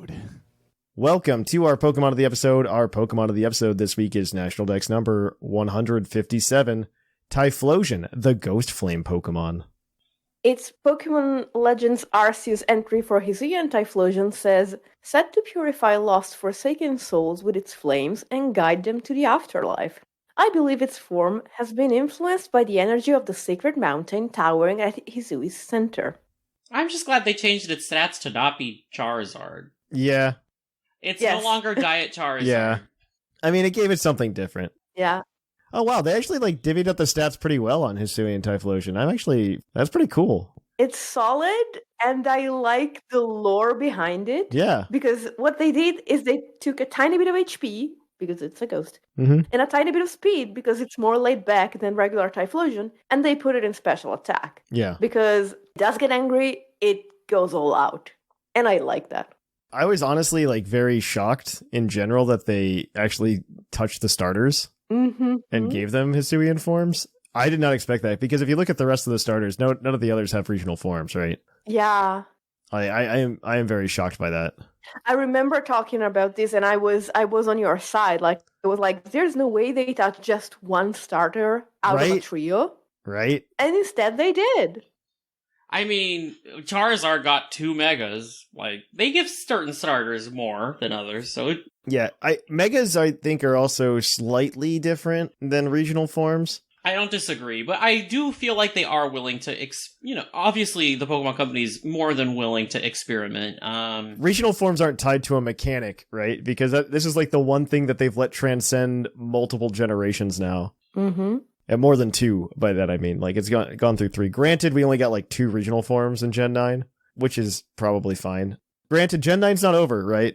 A bulk of the regional forms did come through Hisui in Gen 8. So I wouldn't be surprised if we got another Legends game and they gave us just more regionals. I do honestly think they're going to give us more convergent species if instead. Oh. No, I think it's just I think it's their way of making a regional but not making them have to put it in the same game as as the Pokemon when it comes in. Kind of like a way to ditch it like Megas. Yeah. Also a different Pokedex number, so it pads out the Pokedex. Yeah. I 100% believe that the Wiglet existence is there so that if Diglett's in a game, Wiglet doesn't have to be there as well. Yeah. A Alolan Diglett shows up every time. Yeah. Or at least in the game code, right? I think it's just a way to do that. But I think regional forms are just way cooler, especially regional evolutions like this. yes. I mean, I know Whimsicott's favorite is Hisuian Typhlosion. What's your favorite of the 3 we got in Legends Arceus Sublime? I want to say Samurott. They made it not awful, so Yeah. Part of it is that I hated that. I don't know that I disagree. Samurott and my boy Superior are monotypes. So I like that they gave it something different. Yeah. Mm-hmm. So we gotta hope the next Legends game has a Snivy in it. Yeah, Snivy Dragon. We can fix it all. We're waiting. I think if we did another Legends game, well, especially if it's in Unova, there's no Gen 5 starters in that. No, that's true, but there would be a Snivy in it. It'd just be in the wild, the way they did Turtwig and such. It's fine. Honestly, that would be fine. Panzap's gonna be there too, it's fine. Panzap, Panfrost. Do you think we're actually gonna get a Legends Unova game, considering that they did a whole genie thing too in Legends Arceus? Yes, I sincerely do, eventually. I don't think Legends Unova is next, just because of there's been a lot of Gen 5 stuff. Well, I think that's a precursor. I think that's a harbinger of things to come. But it'll happen eventually, maybe not in a decade, maybe tomorrow. It would be hilarious if they come. did it and Enamorus was in it, and Enamorus is only kept to Legends games forever and always. Honestly, I think people wouldn't be mad about that, based on how people received it. I think they're already mad about it a little bit, but that's okay. Exactly. That's why they're well, if they're already mad, I don't think they'd be mad if it was relegated to Legends games. Yeah, I think it's you know what? just really I love funny. to be on the hate train. I actually really like Enamorus. Me too. I have no problems with it. It hasn't offended me. Yeah. It hasn't offended me. But yeah, so I love liking things that people hate, and I'm keep hating. But yeah, Hisuian Typhlosion is the Pokemon of the episode. Yeah. I mean, I like all 3 of the starter regional evolutions. I think they all kind of hit. Agree. All 3 of the Hisuian evolutions for the starters are just, they do well. They are fine. Hisuian Typhlosion is different enough and cool enough, and being a fire ghost type is kind of cool. It's not as cool as it used to be, but I mean, it's a cool type. It gets its own move too, which is kind of cool. It gets Infernal Parade. It's a pretty good move too. Yeah, Infernal Parade, it's not bad. 30% chance of leaving a burn, which is pretty good. It's essentially Scald chances on a ghost type move. Lava Plume, yeah. But it's also Hex. Yeah, it's also Hex, It's Hex Scald Hex, yeah. Mm-hmm. Yeah, which I love. Yeah, it's great. So, some places you can play with Typhlosion. One, it's in the RU tier, so sorry, not sorry, I guess. I mean, hey, RU is a tier.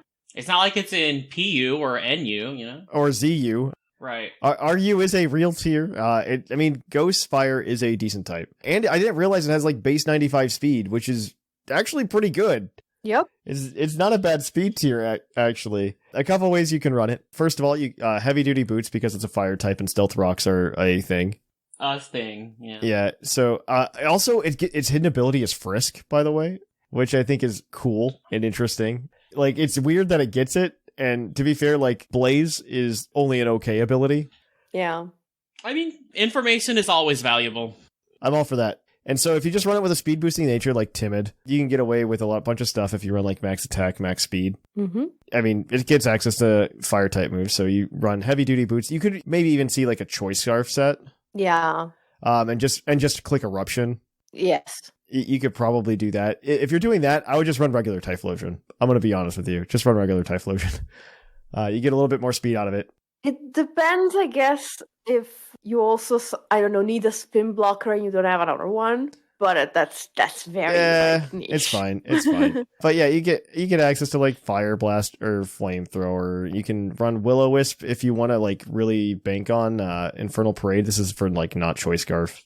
Mm-mm. And then you can play Infernal Parade. I mean, base 60 Ghost type move. I mean, it's base 90 with Stab. Before doubling, so. Yeah, and then you could double it, and so it's 180 with Stab. But you can even just get the burn off the Infernal Parade. And then you got a flex spot there. You could throw like Shadow Ball or even Focus Blast in. It gets access to Focus Blast because it can. Yep. So that sounds like a good time. I mean, we're essentially running regular Typhlosion, but with Infernal Parade. Yeah. Regular Typhlosion, you can just like slap a Choice Scarf on and just click Eruption. It's like the Ghost Pepper of Pokemon. Yeah. Mm-hmm. And I would just pair it up. I would make a traditional like Grass, Fire, Water core with it. Yeah. I mean, that's always just like a good core. It's a good starting point. I don't know what's in RU nowadays. Let's see what's in RU. Oh, fun fact, Feraligatr is in RU. That sounds fun. Yeah, and then what else could we do? Iron Leaves is in RU. Breloom's in RU. Venusaur is in RU, as is Torterra. Ooh, all starters, Fire, Water, Grass core. Why are all these fun Pokemon down here? Because there are over 1,000 Pokemon now. That, I know. Get pushed lower and lower.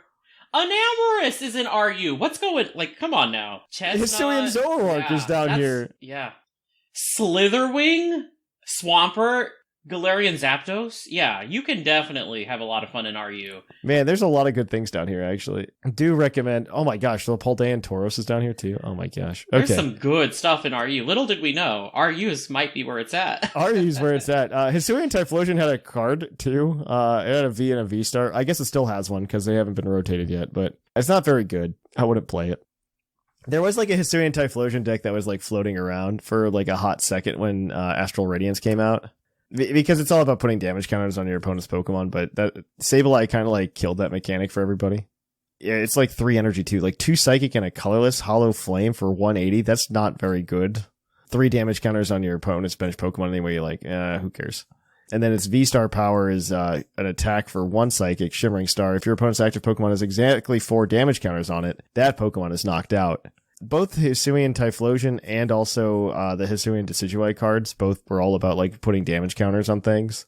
Mm-hmm. And like this is just not good. You can get that same effect on like a Roaring Moon right now. Just no conditions. And that has like you make the attack. Yeah, and it has plenty of support. So I wish Hisuian Typhlosion was good. It's not. In the TCG at least. One day maybe. And that's okay.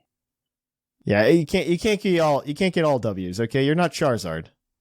Yeah, I mean, Charizard's had plenty of L's as well. Oh, so many L's, though. To make it good, they had to give it 2 megas. That's the only reason it was good. And change its type. Yeah, that's the only reason it was good. And the Charizard that's good in the TCG still isn't a fire type. That's what I was referring to, yeah. Oh my gosh, yeah. All right, well, I don't have anything else to say about Hisuian Typhlosion. I don't know if either of you do either, but... No, just that it has some cool lore, and you can look it up if you like. Yeah. It's got prettier flames. Mm-hmm. Oh, that's very true, too. pretty Pokemon. Very pretty. All right. Well, with that, we're going to kick things on over to our mailbag. It's mail time!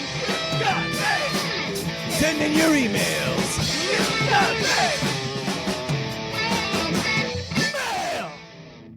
Welcome to the mailbag. Our mailbag, as always, is brought to you by the fictional energy drink Green Toros, the energy drink that gives you hooves. Hooves. And not to mention that this is part of the show where you can email us at puclpodcast@gmail.com, and we might read your email on the show. We love hearing from you guys. I love hearing from you guys. Excited to see what you guys said. Last week we asked you guys what your hot takes were. This elicited a reaction, and I enjoyed it. We're going to jump right on into it. Our first email this week is going to be from Tia, and Whimsicott's got this one. I do. Tia's hot takes. Hey there, Puckles. Ooh, spill the tea. Puckles. P-U-C... Pucks. Just pucks. Pucks. Yep, Pucks. Happy New Year. Things have been busy for me, so I haven't sent much. Not even my Dragon list. All I know is that Gumi is number 1. And since this is the year of the Dragon, Pokemon Legends Charizard, we are probably getting a sequel to Evolving Skies too. Actually, okay, they follow a pattern now in the TCG. Like, you can almost predict the sets. It's crazy. It's crazy. Yeah, there was Roaring Skies at the same time in the block as there was Roaring Skies. So I wouldn't be surprised if we got, or it was Roaring Skies and then Evolving Skies. So I wouldn't be surprised. Like, we're going to have this new set come out, and then the set after that. Shining Skies. Paldean Fates, which is just Shining Fates all over again. So we're going to get to, I think the set after this next one will probably be essentially an Evolving Skies. But I digress. I apologize. No problem. Tia says, I will be the one taking the L today because I will be discussing my hottest Pokemon takes. 1. The quality of the games will continue to be poor unless sales significantly drop. Pokemon is a rush product now, with Gen 10 already being worked on, and the games launching with major bugs and significant performance issues. This will not change since the sales are so high. That is, They're not necessarily wrong. I disagree with that, actually. Pokemon 1 talked about how they didn't want it to be bad anymore. Yeah. And they're trying to make sure it's not bad. They explicitly said this in an interview, like, in November. They also told us that they listened to, like, the community response at the same time. And, like, they know a lot of the criticism and backlash they're getting from fans. Yeah. Like, it's one thing to say, like, oh, Pokemon's too big to fail. I think if they put out multiple games in a row, like Scarlet and Violet with that performance, I think the brand gets devalued and it doesn't hit as hard as they would want it to hit in the future.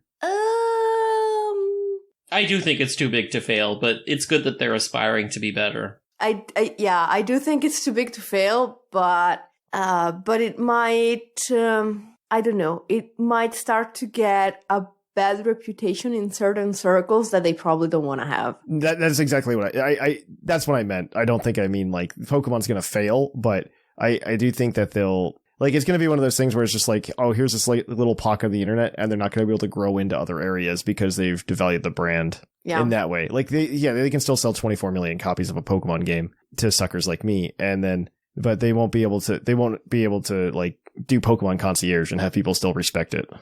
Yeah, I see what you mean. 2. If Pokemon launched in 2020, it would be a gacha-style game. I'm not talking about Pokemon Masters EX, but a full-fledged gacha-style monster collecting game. Well, that's irrelevant because it isn't. Like, maybe. I don't know. It's an interesting thought. Depends on, I suppose, I guess I'm supposed to disagree with these because they're hot takes, but, I don't know, it's like, this is such... It's like, I agreed with the first one, I disagree with this one. Or, it doesn't matter. This is such a wildly different scenario. Yeah. That, so many things would have to be different for Pokemon to launch in 2020. Would gacha style games exist without Pokemon? Probably, yeah, actually. Never mind. That's a dumb question. Yeah, that's fine. 3. Without Pokemon, the monster collecting or even card collecting genre would not take off. I mean... not only saying this as a fan of Pokemon, but I don't think Digimon Monster Rancher and all that would become the mainstream face of monster collecting and battling, as they're too niche. I agree. Okay, so this second part of the take, I agree Second with. part, I agree. The first part, card collecting, I think would be fine, just because Magic was still on. Magic. It's existed long before Pokemon, yeah. Magic's on the up and up. There's so many other... Yu-Gi-Oh! Probably would have been fine, too. Yu-Gi-Oh! Really took off when there was a lull in the Pokemon trading card game as well. Mm-hmm. Like, there was like a segment of time from, like, essentially, like, Gen 3 to Gen 5, where not a lot of people were into the Pokemon card game. Incidentally, that's probably when I was playing Yu-Gi-Oh! Instead of Pokemon. It's not because of Yu-Gi-Oh! I think it's just because Pokemon cards weren't, like, the rule sets honestly weren't that refined as like they are today. And I think the game is much more balanced now than it was then. But yeah, I mean, Yu-Gi-Oh! Just came in at the right time and just took it. They like filled the gap of the lack of a trading card game, for kids. But but monster collecting, I actually agree. Like, I think Pokemon definitely like built the monster collecting genre. I actually agree with that. I do agree with that. Yes. Yeah. And Tia concludes, and for a fact, PAL World would not exist without Pokemon, because we all know their PAL designs, quote unquote, are stolen from Pokemon, and even fan-made designs. Still no concept art out, lol. That's all from me, Tia. I mean, I don't even know that that's a hot take. It's just fact. It's not numbered. It's not numbered Like, as a hot take. It's just a comment. That tea is tepid. That's just true. It's a comment on the third hot take. It's not numbered. I don't know that I care enough to worry about it. Like I said at the beginning of the show, I don't worry about Pal World. It's fine. It's like... And there's nothing wrong also with taking influence from other things. Like, yeah. My favorite thing, like in reference to building off other games, was when Breath of the Wild came out and saw massive success like it did. There were a lot of people going on about how Breath of the Wild just was taking things from other games. Because they did. Like, the towers are essentially, if you've played Assassin's Creed, like, you understand the towers. It's very, like, a lot of mechanics from Breath of the Wild were taken from other modern open world games. But Nintendo kind of spun it and made it their own and made it fit very naturally into the world. A lot of the developers actually came out and were just like, well, no, actually Nintendo, or like actually Legend of Zelda, like inspired us to do what we did. I think at some point you have to... So Zelda can take whatever they want from us. I think at some point you have to say, okay, there is one way to handle this that is objectively the best one. So it doesn't make sense for us to look for a way that's different and doesn't work as well just because someone else did something similar before. Yeah, exactly. If you have an original idea and an existing idea makes it better, yeah. It's like if it's something very specific that is very, very signature of something, then I understand that it feels bad for something else to use it. But, like, okay, you discover one piece at the map at a time because you go to a high place. That just makes sense, It's just something that makes sense.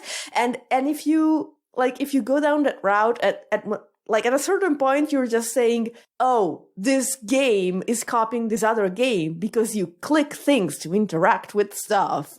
Like, there are levels to this. So. Well, all right. Well, let's move on. We have another email from Matthew. Hello. I'm a huge fan, following difference of opinion notwithstanding.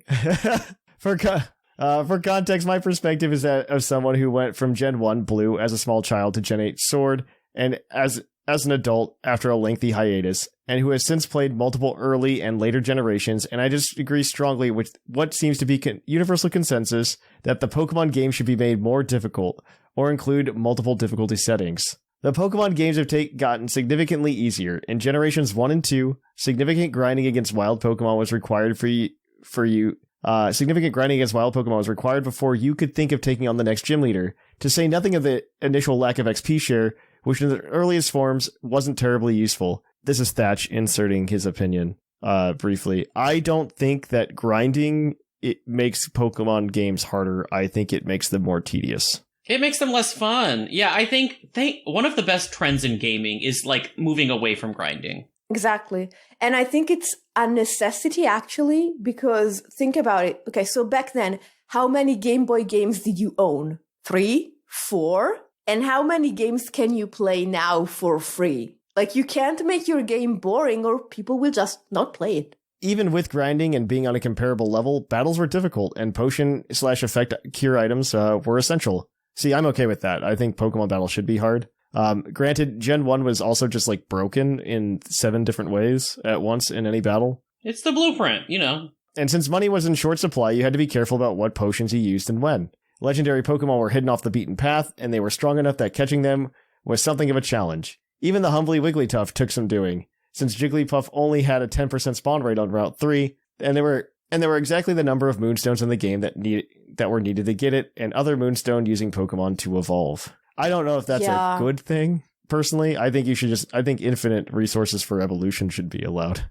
I think in early Pokemon, it was seen as something different where it was just like a monster collecting game. PvP was, actually, if you look at the history of Pokemon, PvP in Pokemon was kind of an afterthought. Miyamoto actually like went to Game Freak and was like, you have to let them do this. Like that has to be in the game. I mean, like, you're already connecting the games. It's a battling game in the story. You have to do it. PvP in Gen 1 wasn't thought through. Like, the Moonstone thing happened because, one, they want to encourage trading, but also they just want you to have the same amount. And on the flip side of that, in Gen 1, you could also just get infinite fire, water, leaf, and thunderstones. So yeah, take that for what you will. You could just buy them. Yeah, you could buy them. The artificial scarcity of the Moonstone makes no sense. In current games, none of that is true. I have to look up the level of future gym leaders, since if I don't, there's a good chance I'll spend a nominal amount of time grinding and accidentally rock up several levels higher. With how damage calculation has changed and Pokemon species have proliferated, Pokemon will probably always have multiple Pokemon capable of knocking out the gym leaders in a couple of moves at most, and potentially the entire team since the gyms are still type-based. Money is effectively infinite, and items are on the ground in abundance, and there's no concern about potion economy, and the latest generation's legendary Pokemon are all but given to you at the end of the game. I have like several comments about this, but I digress, because like these are all valid complaints, actually. The effect of all of this is to remove any sense of achievement or satisfaction for progressing in the game, and in the rare event that Nintendo has retained some older, difficult mechanic, it's likely been otherwise negated. Example, Haunter won't evolve into Gengar without being traded, making the latter's acquisition theoretically difficult, but in Gen 8 you can find Gengar wandering around the wild area. I do take issue with that. The wild area like fixed a lot of trait evolution problems, but there's like a lot to unpack in that paragraph. That paragraph's actually like filled with like a lot of very valid criticisms about modern Pokemon. I think one, this is like an effect of Pokemon becoming like quote unquote open world. Mm-hmm. Do you think that modern Pokemon has shifted from you crafting a team of 6 Pokemon that you bond with throughout your playthrough to they want you to feel like you can just swap in and out with the new Pokemon that you catch? Which I think is a good decision, frankly, because like after you catch your 6, what's the point of catching anything if it's not that, you know? No, I don't entirely disagree with it. I think I do think you lose something a little bit, like you lose the chance to bond with your team of 6 because your team now goes from 6 to, 10 or 12 effectively, but maybe even more. But there's also a lot more mechanics to quote-unquote bond, like, oh, you can have your cute little picnic moment. No, you're not wrong. You're not wrong. I think this is just, I think things have just changed. Take a selfie with them. Yeah, it's just evolved. It's just things have changed very significantly. Yeah, exactly. Yeah. I mean, especially if you're going from like Gen 1 to Gen 8, like he has in this email. Yeah, that's a big jump.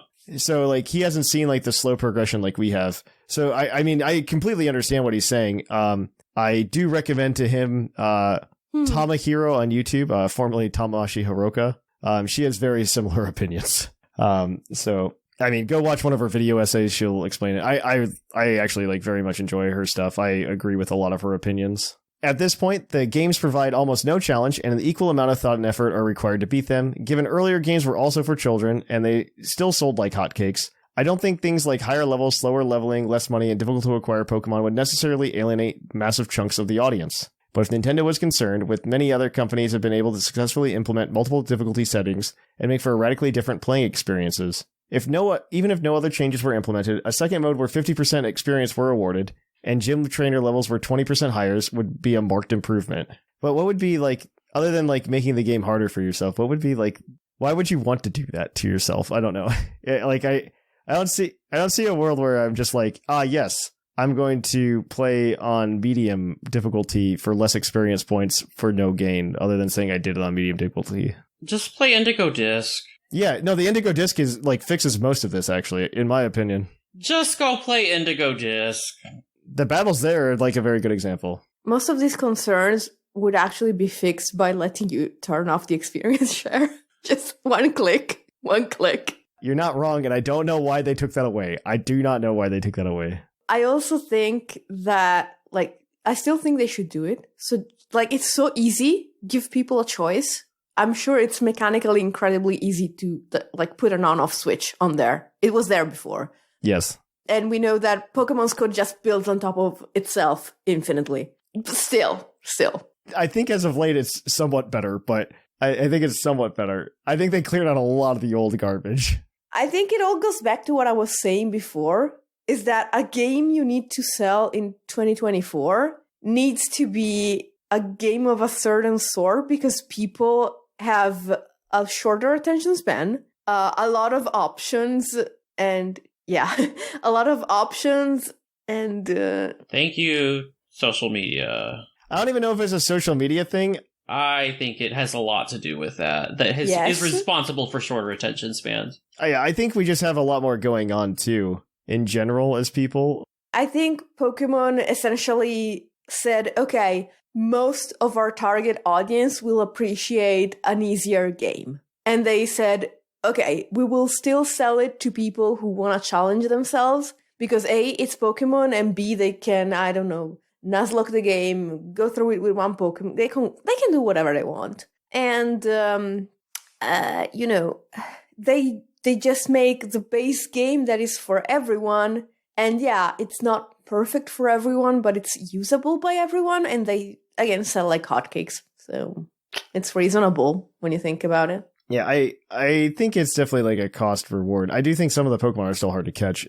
It's just a lot different now. Things are just very different now than they were, 25 years ago. Like if you even look at like the amount of things that kids have to do nowadays. Like when I was, when Pokemon first came out, like Red and Blue, like the electronic device I owned was my Game Boy.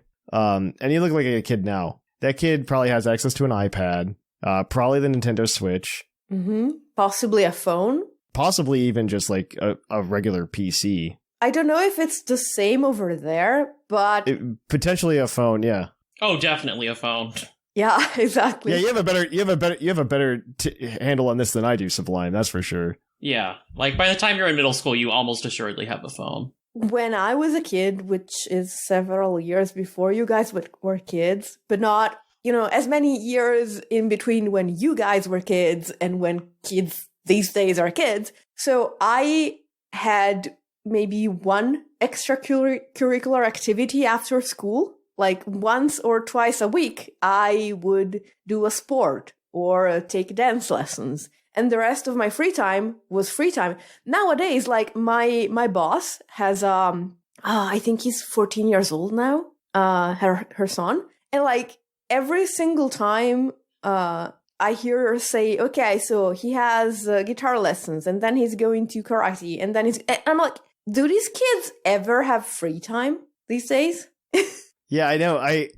You're not wrong, because like I see a lot of that in a lot of my coworkers with their kids as well. And I definitely had extracurriculars. Exactly, 1 or 2, not like 5, 6. Well, how frequent are they? I think frequency is something to question about them as well. Like, no, you're exactly right. No, that does matter as well. Mm-hmm. But I don't know. It feels a lot different nowadays, and maybe this is just like rose-colored glasses, right? Yeah. It's always very hard to do that, like without bias. I feel like to actually properly reflect. Oh, definitely. Either way, let me finish this email. This is like a Green Taurus badge email now, but because like this is like very good discussion. Matthew is inspired here, so I hope he doesn't take like any of our responding to him, like his criticism, without his ability to respond as like anything harsh. Well, we agreed with a lot too, so there you have it. Yeah, no, that's fair. True, that too. And if nothing else, it would take about 5 seconds for Nintendo to bring back Set Battle Mode, which was one of a very small number of design elements that provided challenge, That should just be an option. I agree. I don't know why they removed that in Gen 9. If you want hard mode, just play set. Like, there you go. Finally, while it's possible to impose your own rules to make the game more difficult, there's a reason difficulty settings exist, and why a game is too easy, players complain. Self-imposed restraints are difficult to stick to, and players would rather be challenged without having too much to think of and implement challenges. I don't know what games, if any, y'all play beyond Pokemon, but I suspect you would agree that it wouldn't be unreasonable for gamers to complain if every game only had a casual/explorer/please don't hurt me mode, or perhaps you wouldn't, which would certainly be an interesting take. Aww. Thanks for reading. As may be clear, I spent some time thinking about this. Love the show. Y'all are the highlight of my week, and when a new episode shows up on my feed. Well, thank you, Matthew. We appreciate you. And honestly, this was an incredibly good email. Matthew, you're the highlight of my hair. Honestly, this was a very good email. Like, yeah, thought-provoking, sure. We've had a lot of long emails before, but this one was a very good one that had a lot of meat on the bone. Like, this was a boneless wing, okay? It was all meat. Nothing there. Oh no, I got that marrow. That had marrow in it. Yeah. We got one more. Yeah, we have one more. So thank you, Matthew. We've got one more from Mother Goose. Thank you, Matthew. Come on, Mother Goose. All right. Hello, Thatch and co-hosts. I stopped playing Pokemon for a while when I was in high school/college. I started playing again during 2020. And my first Pokemon game on the Switch was Shield. I loved that game. It was the first time I had seen Pokemon in the overworld. I loved all the outfit customizations, and I enjoyed doing the raid dens. I didn't mind the story at all, and I don't care about what the trees look like. It has become, you know what? Fair. It's a tree. Like, let it go. No. Like the tree thing. I feel like a lot of people who like look at the tree thing in Sword and Shield don't understand the reason the tree thing was brought up in Sword and Shield. It was that they just like really poorly explained Dexit, and a lot of people were upset. It was a Dexit criticism, not a tree criticism. Yeah, we're Pokemon fans. Of course we're going to complain about anything related to Dexit. Yeah, no, it's like we're Pokemon fans. Of course we don't care about the graphics. We don't care about the graphics. We only care about the graphics when you say you cut out 600 Pokemon because you said you were working on the graphics. That's the only. It was a Dexit criticism, 100%. That's a very good point. The tree wasn't about the graphics. It was about the fact that It was more like calling them liars. That's the only reason we cared about the tree. That is the only reason anybody cared about the tree in the Pokemon fandom. Nobody cared about the game looking that good. Just don't say you're making the game look good and then put that tree in it. Yeah. It has become one of my favorite Pokemon games. I feel like Sword and Shield gets a lot of hate, and I personally just don't understand it. I don't know, you have to stick with the whole series to get it, I guess. It felt very weak. It also felt a little flavorless after you played like Sun and Moon, and you realize that it's just Sun and Moon again. Yeah, you know what? Like, Dexit will forever, like, influence the way I think of Sword and Shield. You're not wrong. Like, you and I were very on the same page about Dexit when it happened. It's always going to taint how I see that generation, unfortunately. It's sandwiched between two way more interesting games. Yes, that is true. And way better stories. Stories. Like, I would say 7 and 9 have the strongest stories. I agree with that. My second hot take, I don't want traditional remakes of older games anymore. I did not enjoy playing BDSP. It has nothing to do with the chibi art style.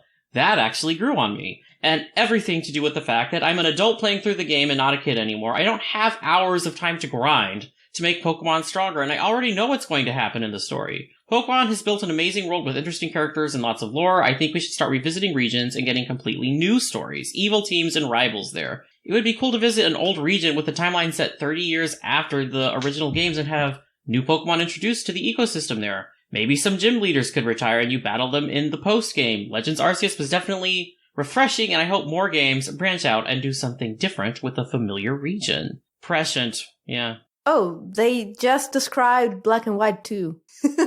Yes, Black and White 2 is exactly that. And it's, you know what? Gold and Silver, for that matter. Is like a couple years after Red and, so. Legends Arceus is essentially the same thing too, right? Not after, but. And I don't disagree. Like, I like when we build on what's already there. No, Pokemon, until very recently, has been very bad about leaning on prior IP that they've created. I've always been a big proponent of the idea that you could just make a new Pokemon game with no new Pokemon and just like an interesting region, just because the IP is so interesting. And I think it would be successful, right? Like if you made a Pokemon game, I mean, essentially what we got in Legends Arceus, right? Where you're just like, hey, here's yeah, give us like 10 new Pokemon and people would be happy. No, like Legends Arceus is exactly what I've thought could happen with a Pokemon game for a very long time. You don't need that much new Pokemon. You just need a new region, because if your storytelling is good enough, which it was in Legends Arceus and even in Scarlet and Violet, especially in Scarlet and Violet, they've definitely like stepped up their storytelling. You can do a lot of things. Like you can get away, and I'm hoping they kind of do that, because like we're at like 1,020 Pokemon now. I don't know that adding 100 every 3 years is sustainable. I think it is. The limit does not exist. I'm gonna die, and there's gonna be 7,000 Pokemon, and like it's just the way I feel right now. Like, but I do think they should, like, if they slowed down a little bit, I wouldn't be mad. Oh yeah, did we finish it? Did we or? Thanks for reading all of that, Mother Goose. Yep. There we go. Well, thank you, Mother Goose. Man, that was a good email too. But unfortunately, I think Matthew wins the day. Matthew, you got the Green Taurus badge, man. That was a good email. Really appreciate you taking the time to write all that up. Make it very thought provoking, not just for yourself, but also for us.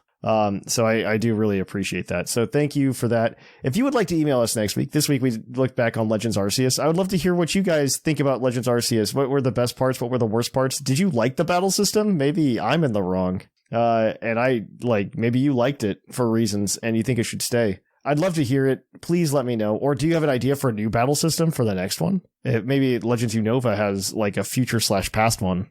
I really wish that inverse battles had taken off more. Yeah, that would have been cool. But yeah, email us at puclpodcast@gmail.com.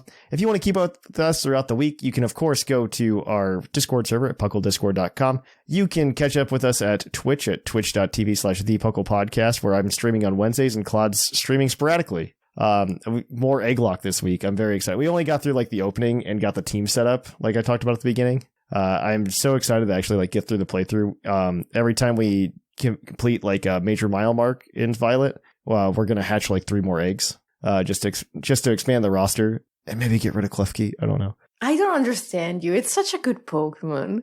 Anything to get rid of Klefki. I don't want to use it in a playthrough. I think in competitive, it's a good Pokemon. Okay, that's fair. That's very fair now that you mention it. Yeah.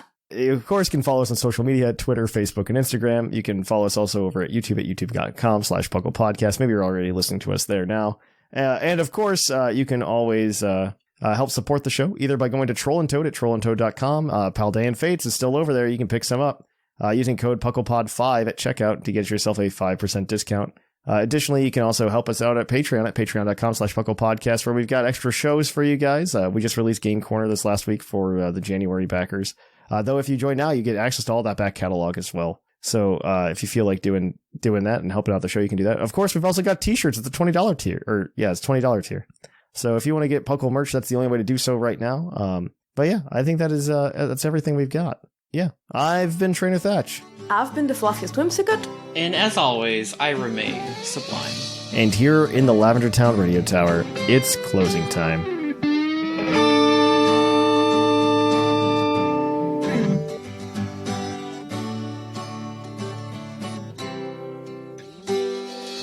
It's closing